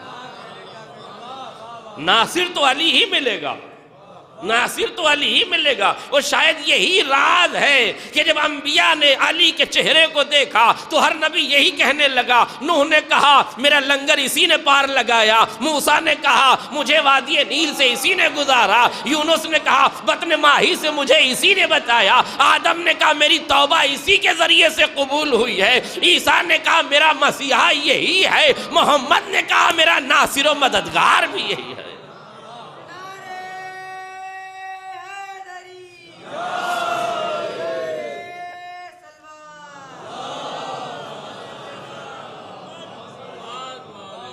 اور یہ عقیدت کا جملہ ہے، اسے محسوس کیجئے گا۔ جیسے عقیدے کا شعر ہوتا ہے ویسے عقیدے کا جملہ بھی ہوتا ہے، کیونکہ روایات جب بہت سی چیزوں سے خالی نظر آتی ہیں تو پھر اس وقت عقیدت کا دامن تھام کر حقیقتوں کی منشگافیاں کرنا پڑتی ہے۔ جیسے ہی علی اصغر نے سنا منہ کے بل زمین پر گرایا، ہاتھوں کو جوڑ کے بارگاہ باب الحوائج میں پوچھوں گا مولا یہ منہ کے بل زمین پر کیوں گرایا؟ کہا تمہیں معلوم نہیں ہے بابا نے اذان شہادت دی ہے، عبادت کی آواز آ رہی ہے، امام وقت اذان دے رہا ہے، مجھے نماز کے لیے جانا تھا، نماز شہادت پڑھنی تھی، خیمے میں پانی نہیں تھا کہ میں وضو کرتا، اس لیے منہ کے بل خاک خیمہ پہ گرایا کہ تیمم کر لوں۔ آپ خاک خیمہ پہ گرا نہیں رہے تھے، بظاہر تیمم کا استعارہ ہے، اور جب تیمم کر کے مجاہد تیار ہو جائے تو قالین کے مصلے پہ نہیں بلایا جاتا، دست امامت کو مصلی بنایا جاتا، دست امامت کو مصلی بنایا جاتا ہے۔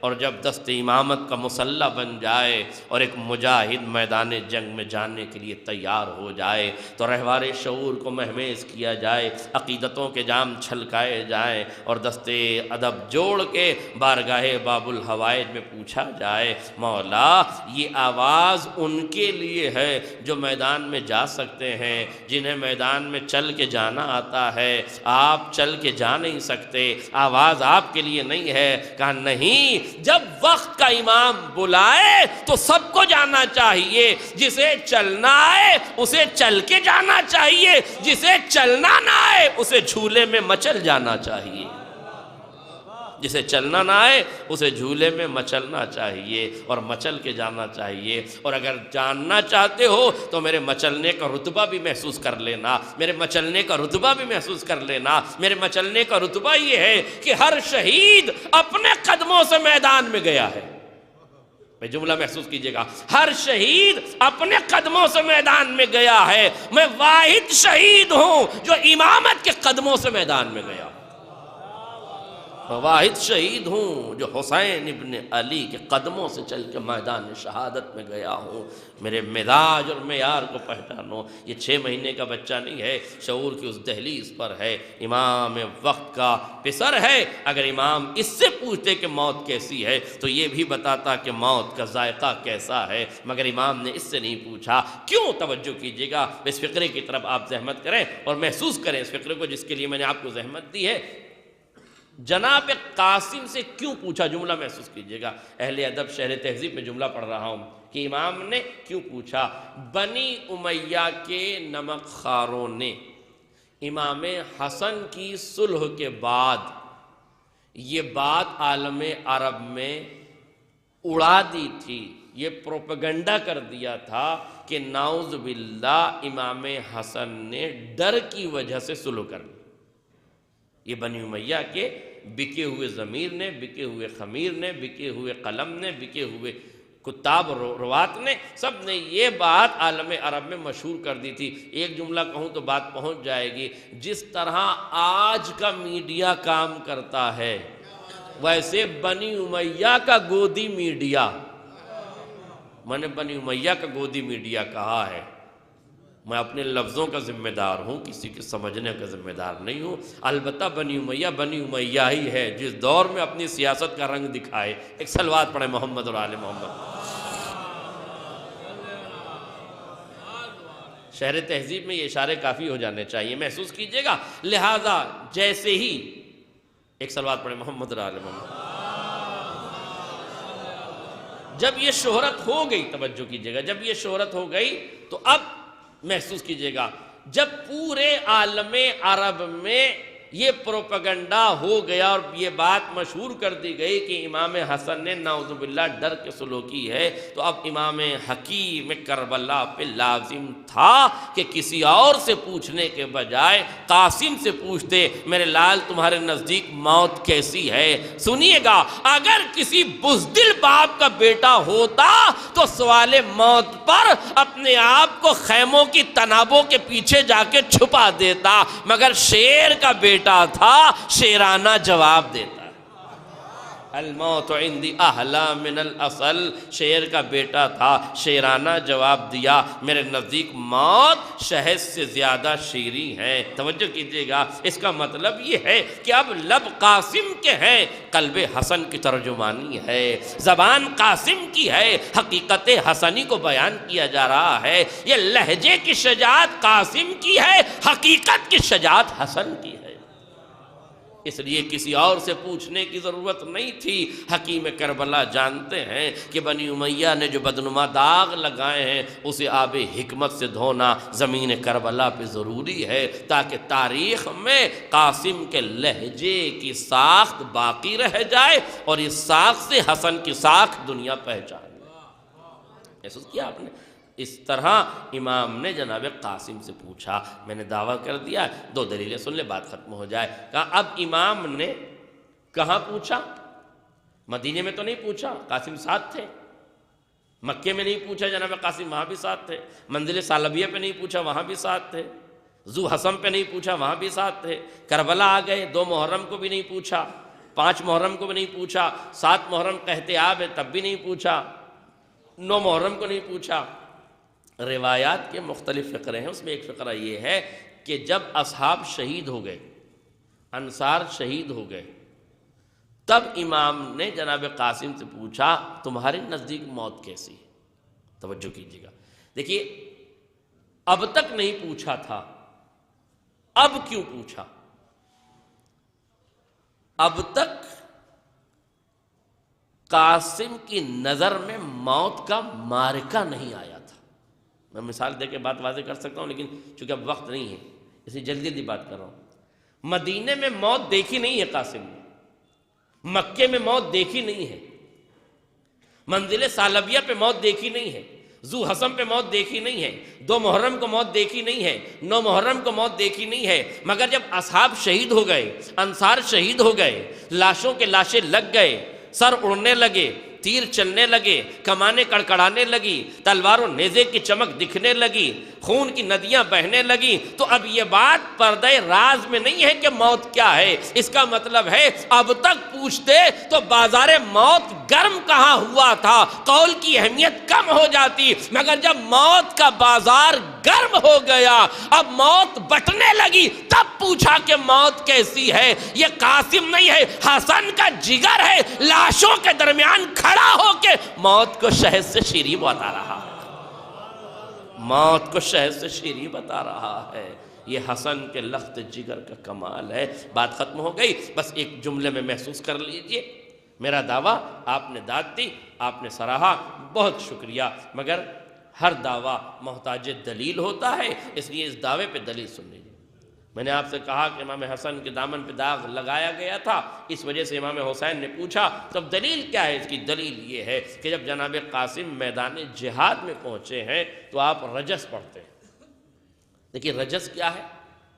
رجز یہ ہے کہ انسان جو بہادر ہے، جو میدان جاتا ہے، تلوار نکالتا ہے اور تلوار کی شجاعت سے پہلے وہ زبان کی شجاعت دکھاتا ہے اور اپنے خاندان کے، اپنے حسب و نسب کو، اپنے لوگوں کو بیان۔ اور یہ بات صرف کربلا میں نہیں ہے، آپ تو ہم سے بہتر جانتے ہیں کہ رجز اور دونوں طرف سے پڑھا جاتا ہے، آل محمد بھی پڑھتے ہیں اور آل محمد کے دشمن بھی پڑھتے ہیں، اور یقین نہ ہو تو خیبر سے پوچھ لیجئے، یاد ہے نا کیا کہا تھا مرحب نے آ کے؟ انا الذی سمتنی امی مرحبا، سلام ہے علی ابن ابی طالب پر، وہی لہجہ، وہی ردیف، وہی قافیہ، وہی زمین، اسی مصرے پہ مصرہ لگا کے علی نے فرمایا انا الذی سمتنی امی حیدرا، میری ماں نے میرا نام حیدر رکھا ہے۔ دیکھیے بچوں کے لیے بتا رہا ہوں، یہ بڑا مشہور ہو گیا کہ صاحب وہ مرحب کی ماں جو ہے وہ نجومی تھی، علم نجوم سے واقف تھی، اس لیے اس نے اپنے بیٹے کو کہہ دیا تھا کہ حیدر نامی آدمی سے مت لڑنا، علم نجوم سے دیکھنے۔ کوئی علم نجوم نہیں آتا تھا اس کو، یہ سب بات کی اسرائیلیات ہے۔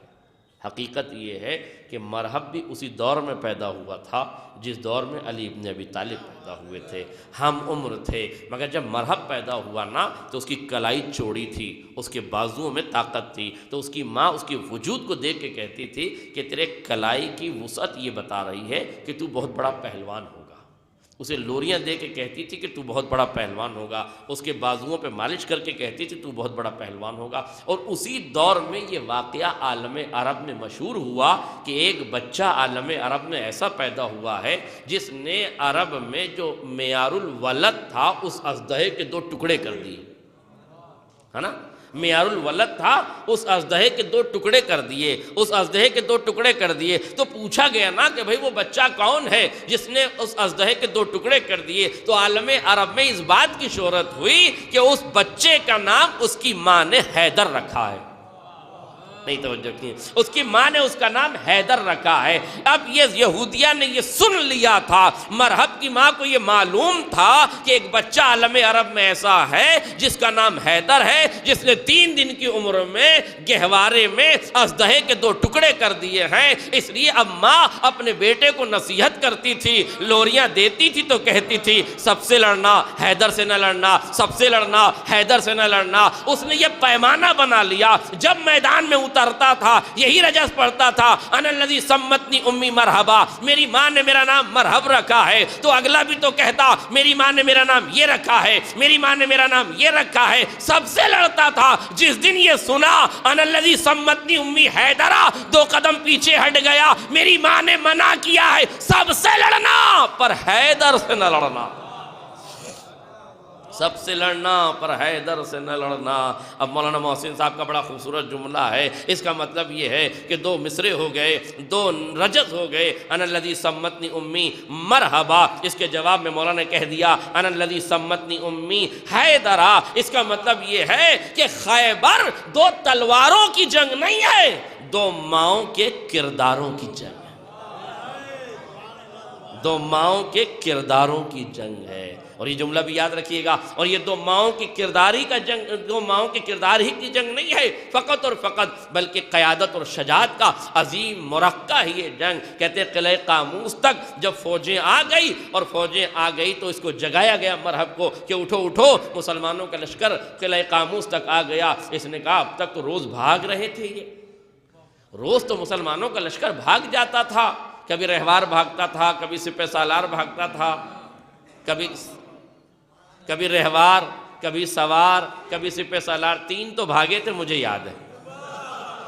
3 نام تو میں آپ کو بتا رہا ہوں، ایک دن رہوار، ایک دن سوار، ایک اب میں جن 3 کا نام لے رہا ہوں یہ اور ہے، آپ کسے سمجھ رہے ہیں وہ آپ جانیں۔ میں تو نام لیتا نہیں، اس لیے آپ کو بتا دیتا ہوں، میری نظر میں جو نام ہے وہ ایک رہوار ہے، ایک سوار ہے، ایک سپہ سالار ہے۔ باقی لکھنؤ والے ہیں، اب یہ نہ سمجھیں گے تو کون سمجھے گا۔ ایک صلوات پڑھے محمد رسول اللہ۔ کہا روز تو بھاگ رہے تھے، اب جملہ سنیے، روز تو بھاگ رہے تھے، اب یہ آج یہاں تک کیسے آ گئے؟ کہا آج لشکر کا علمدار بدل گیا۔ نہیں محسوس کیا؟ آج لشکر کا علمدار بدل گیا۔ کیا مطلب؟ کہ روز جو لشکر کا علمدار ہوتا تھا وہ کوئی اور ہوتا تھا، آج جو لشکر کا علمدار ہے وہ اپنی قوم اور اپنی فوج کو یہاں تک لے آیا۔ اب سمجھ میں آیا، شجاعتیں قوموں میں نہیں ہوا کرتی، شجاعتیں قیادت میں ہوا کرتی۔ اگر قائد بہادر ہے تو ملت بہادر ہوگی، اگر قائد بہادر ہے تو قوم بہادر ہوگی، اگر قیادت میں شجاعت ہے تو قوم بہادر ہوگی۔ اور دلیل دیکھنا چاہتے ہو تو خیبر سے لے کر آج تک یہ دلیل موجود ہے، امت مسلمہ کے پاس کوئی قائد نہیں ہے، اس لیے اسرائیل کے تلوے چاٹ رہے ہیں۔ ایران کے پاس ایک دیکھ رہی ہے، قیادت ہونا چاہیے۔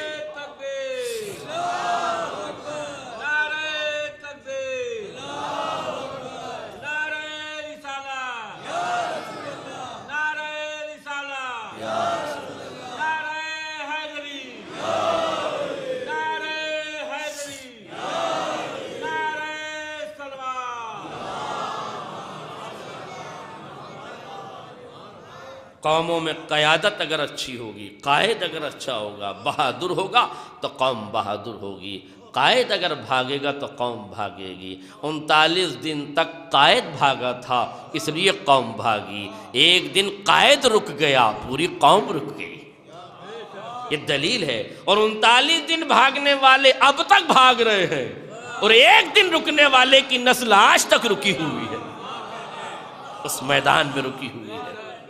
قیادت میں شجاعت ہوتی ہے، اس لیے جہاں شجاع قیادتیں ہوتی ہیں وہاں پیچھے نہیں ہٹا جاتا۔ بس میں نے گفتگو تمام کر دی، لہذا رجز پڑھا۔ اب آخری بات، جناب قاسم نے رجز پڑھا، تو کیا رجز پڑھنا چاہیے جناب قاسم؟ میں اس کا پوتا ہوں جس نے مرہب کو پچھاڑا، میں اس کا پوتا ہوں جس نے خیبر کو اکھاڑا، میں اس کا پوتا ہوں جس نے 2 نیزوں سے جنگ کی، 2 تلواروں سے جنگ کی، میں نور المجاہدین کا بیٹا، میں تاج البقائین کا بیٹا، میں یاسوب الدین کا بیٹا، میں حبل اللہ المتین کا بیٹا۔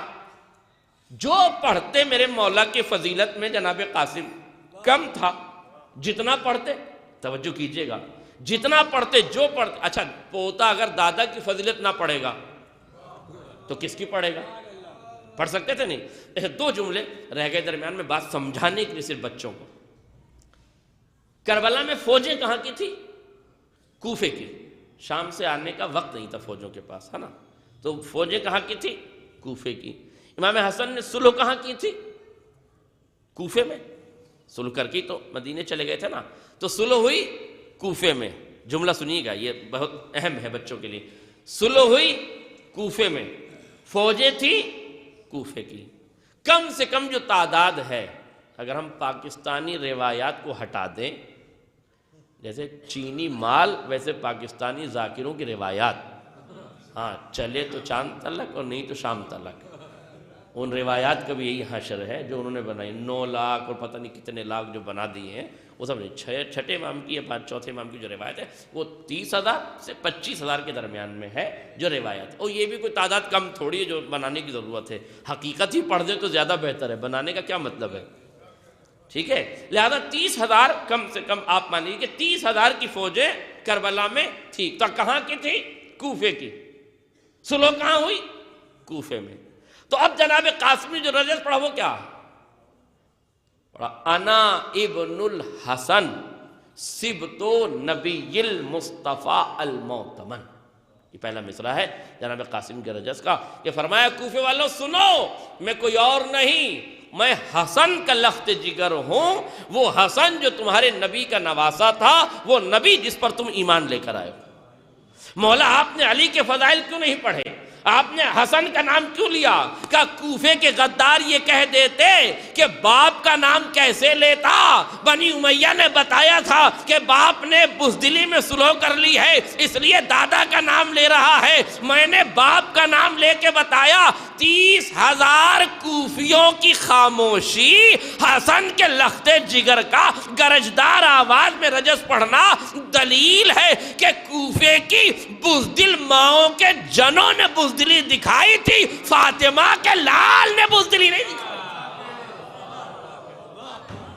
کہ لال نے بزدلی نہیں دکھائی تھی۔ اس لیے ضروری تھا کہ میں حسن کا نام لوں، اور 30,000 کی فوج خاموش بیٹھی رہی، کسی نے بڑھ کے یہ نہیں کہا تم کس حسن کے بیٹے ہو، سب کی خاموشی نے بتایا۔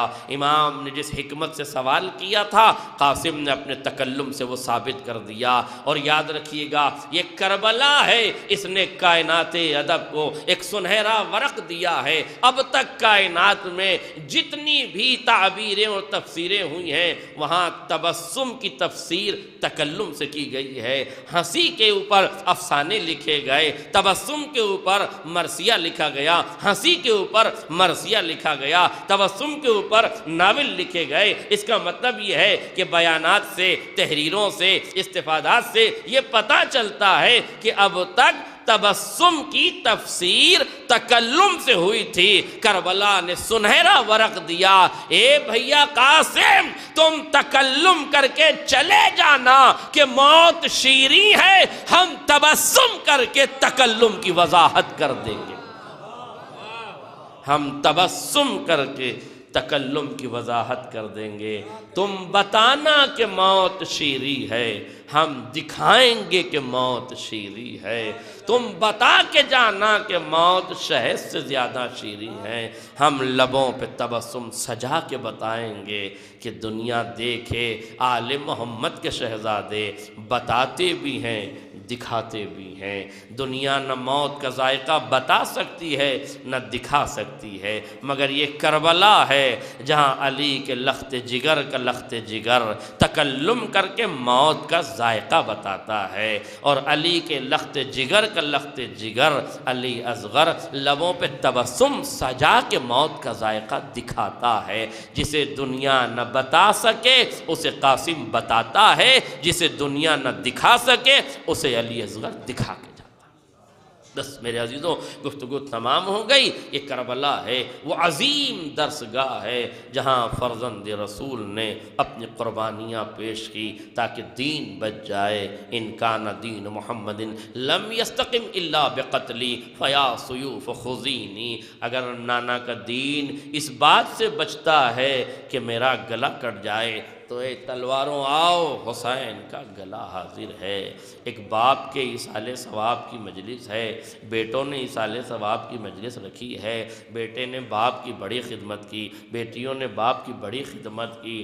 ہاں مگر مرحوم علی اختر صاحب خوش نصیب ہیں، دنیا سے گئے تو بیٹا موجود ہے، غسل بھی ہوا، کفن بھی ہوا، عزت و احترام کے ساتھ جنازہ بھی اٹھا، کثیر تعداد میں لوگوں نے جنازے میں شرکت کی، مگر ہائے امام مظلوم، ہائے حسین غریب، کربلا کے تپتے ہوئے ریگزار پر میرا مولا 3 دن کا بھوکا و پیاسا ذبح کر دیا گیا۔ ہاں ڈاکٹر جاوید اختر صاحب یتیم ہوئے نا تو لوگوں نے تعزیت پیش کی ہے، لوگوں نے پرسہ دیا، لوگوں نے کلیجے سے لگا کے انہیں تعزیت پیش کی۔ یہی دستور ہے ہمارے دنیا کا، ہمارے سماج کا یہی دستور ہے، یتیموں کو کلیجے سے لگایا جاتا ہے۔ مگر ہائے کربلا، یہاں سارے رواج بدل گئے، سارے طور طریقے بدل گئے، سارے مراسم سماجی بدل گئے۔ یہاں یتیموں کے رخساروں پہ تماچے لگائے جاتے ہیں، یہاں یتیموں کے رخساروں پہ تماچے لگائے جاتے ہیں، یہاں یتیم کے ہاتھوں میں ہتھکڑیاں، پیروں میں بیڑیاں، گلے میں توقے خاردار ڈال کر ان راہوں سے گزارا جاتا ہے جہاں باپ کا لاشا ہے۔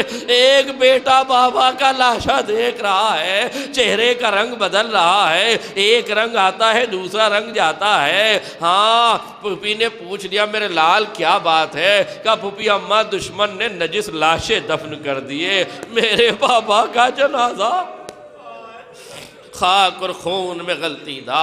عزاداروں میں اس روایت کو پڑھ کے سوچا کرتا تھا کہ امام سجاد تو امام الصابرین ہے نا، امام مملکت صبر کے امیر ہے نا، پھر آپ نے سب کچھ دیکھا تھا، آخر کربلا میں 11 محرم کو وہ کون سا منظر دیکھا کہ پیمانہ صبر چھلکنے لگا۔ ہاں میرے اس سوال کا جواب اس وقت ملا جب یہ لٹا ہوا قافلہ کوفے میں پہنچا، اور جب کوفے میں پہنچا ہے نا، روایت کہتی ہے ابن زیاد کے دربار میں قافلہ پہنچا۔ ابن زیاد نے کہا پسر سعد، میں نے سنا ہے تم نے حسین کے لاشے کو پامال کیا، مجھے بتاؤ لاشوں کو کیسے پامال کیا گیا؟ ان لوگوں کو سامنے لاؤ جنہوں نے لاشوں کو پامال کیا۔ 10 بھاری بھرکم جوان سامنے لائے گئے، کہا انہوں نے حسین کے لاشے کو پامال کیا ہے۔ جیسے ہی جوان سامنے آئے پوچھا سردار کون ہے؟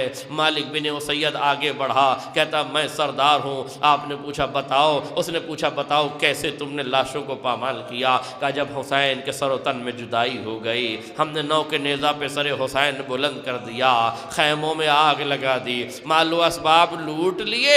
مقاتل کی کتابوں میں یہ روایت موجود ہے، جب ہم نے مال و اسباب لوٹ لیے تو ہم سے کہا گیا، ہم جا رہے تھے آرام کرنے، بہت تھک چکے تھے، اپنے گھوڑوں کو آرام کروانے، اپنے آپ کو آرام کروانے جا رہے تھے۔ ایک مرتبہ پسر سعد کی آواز آئی، ابھی نہیں، ابھی لاشوں کو پامال کرنا ہے۔ جیسے ہی لاشوں کی پامالی کا حکم سنا، عرب کی قبیلوں کی غیرتیں بیدار ہو گئی۔ مسلم بن اوسجہ کا قبیلہ آگے بڑھا، پسر سعد ہم نے مسلم کو قتل ہوتے دیکھ لیا مگر ہم لاشا پامال نہ ہونے دیں گے۔ حبیب کے قبیلے والے آگے بڑھے، ہم نے لاشے کو پامال نہیں ہونے دینا ہے۔ ایک ایک صحابی کے لاشے کو ہٹایا گیا، ہاں وارث آتے گئے، لاشیں ہٹاتے گئے۔ کہتے ہیں بنی ہاشم کے بھی ننیھالی رشتہ دار آتے گئے، مگر روایت کہتی ہے بچہ تو ایک جنازہ جسے سیدہ نے چکیا پیس کے پالا تھا، حسین ابن علی کا جنازہ۔ کہتا ہے 10 بھاری بھرکم گھوڑے،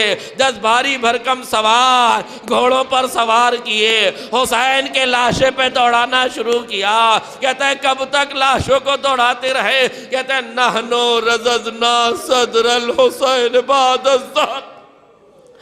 آخری فقرے مالک بن اسید کہتا ہے نحنو رززنا صدر الحسین بعد الظہر، پہلے ہم نے حسین کو سینے کے بل زمین پر لیٹایا اور گھوڑوں کو دوڑانا شروع کیا۔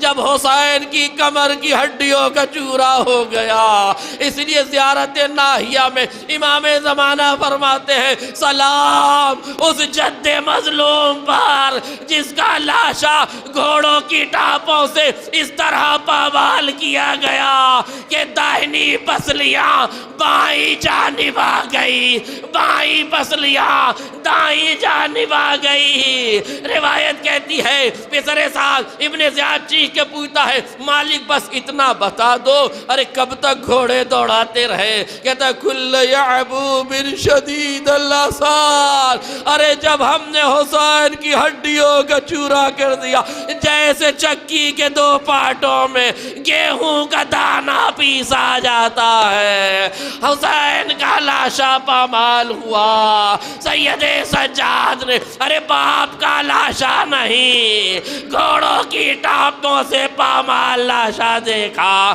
صبر کا پیمانہ چلک گیا، چہرے کا رنگ متغیر ہوا۔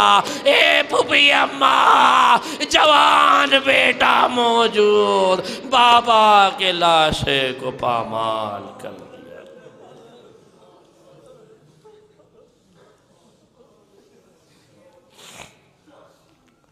ان للہ و انا الیہ راجعون رضا بقضائہ وتسلیما لامرہ وسيعلم الذین ظلموا ای منقلب ینقلبون ربنا تقبل منا انک انت السمیع العلیم۔ یا رب الحسین بحق الحسین اشف صدر الحسین بظہور الحجہ، کریم پروردگار ان رونے والی آوازوں پر رحمت نازل فرما، کریم پروردگار اس مجلس کا ثواب مرحوم کے نام اعمال میں درج فرما، پسماندگان کو صبر جمیل عنایت فرما، حاضرین کی دعاؤں کو مستجاب فرما، کریم مالک ہم میں جو بیمار ہوں شفائے کاملہ عاجلہ عطا فرما، جو مر چکے ہیں ان کی مغفرت فرما، جو زندہ ہے توفیق نیک عنایت فرما، کریم مالک خصوصی دعائی ملت تشیع کو حادثاتی امراض اور حادثاتی اموات سے محفوظ فرما، امام زمانہ کے ظہور میں تعجیل فرما، ہمیں ان کے انصار آوان میں قرار دے۔ آپ سے گزارش ایک مرتبہ سورہ حمد، 3 مرتبہ سورہ اخلاص اللہ فرما کہ مرحوم سید علی اختر ابن سید انور حسین زیدی کی روح کو احسان۔ بسم اللہ الرحمن الرحیم۔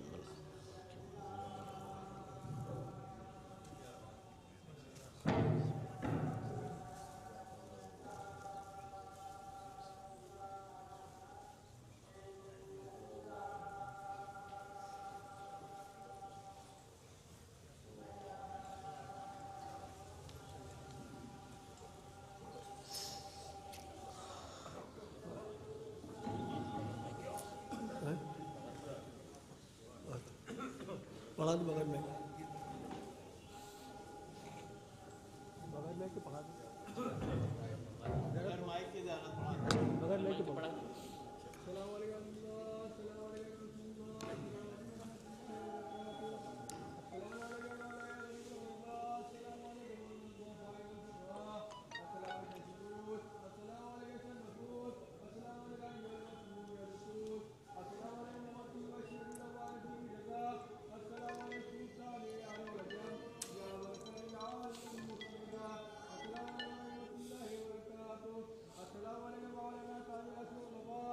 السلام علیکم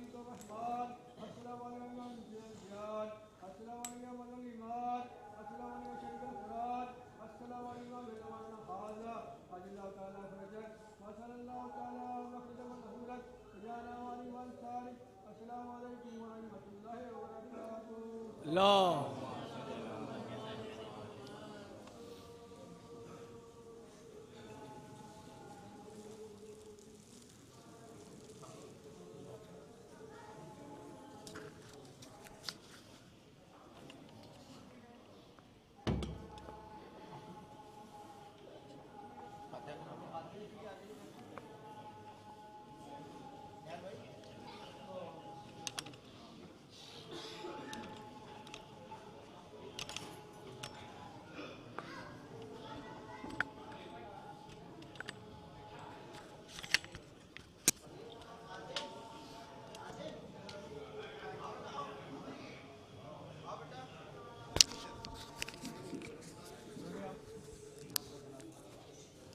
اس کی کیا ضرورت ہے؟ اچھا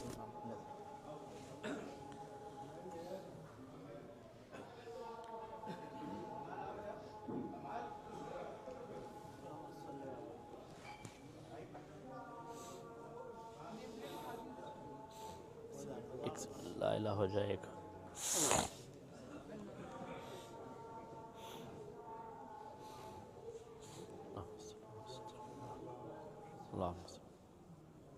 نظر معصومین علیہ السلام. اللہم صلی اللہم صلی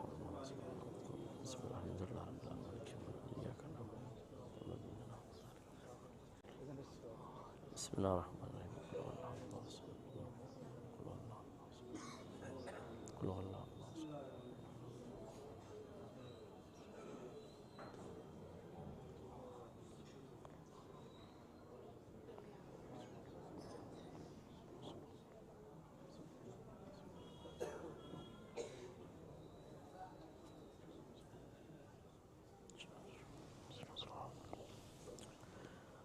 فاتحہ سید علی اختر ابن سید انور حسین. انوار حسین. بسم اللہ الرحمن الرحیم.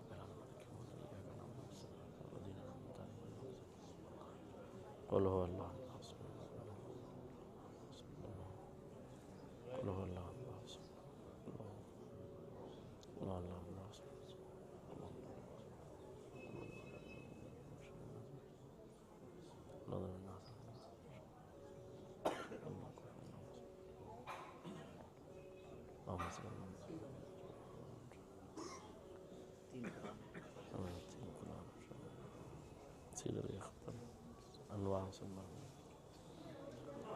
بسم اللہ الرحمن الرحیم. ان اللہ وملائکتہ یصلون علی النبی یا ایہا الذین آمنوا صلوا علیہ وسلموا تسلیما.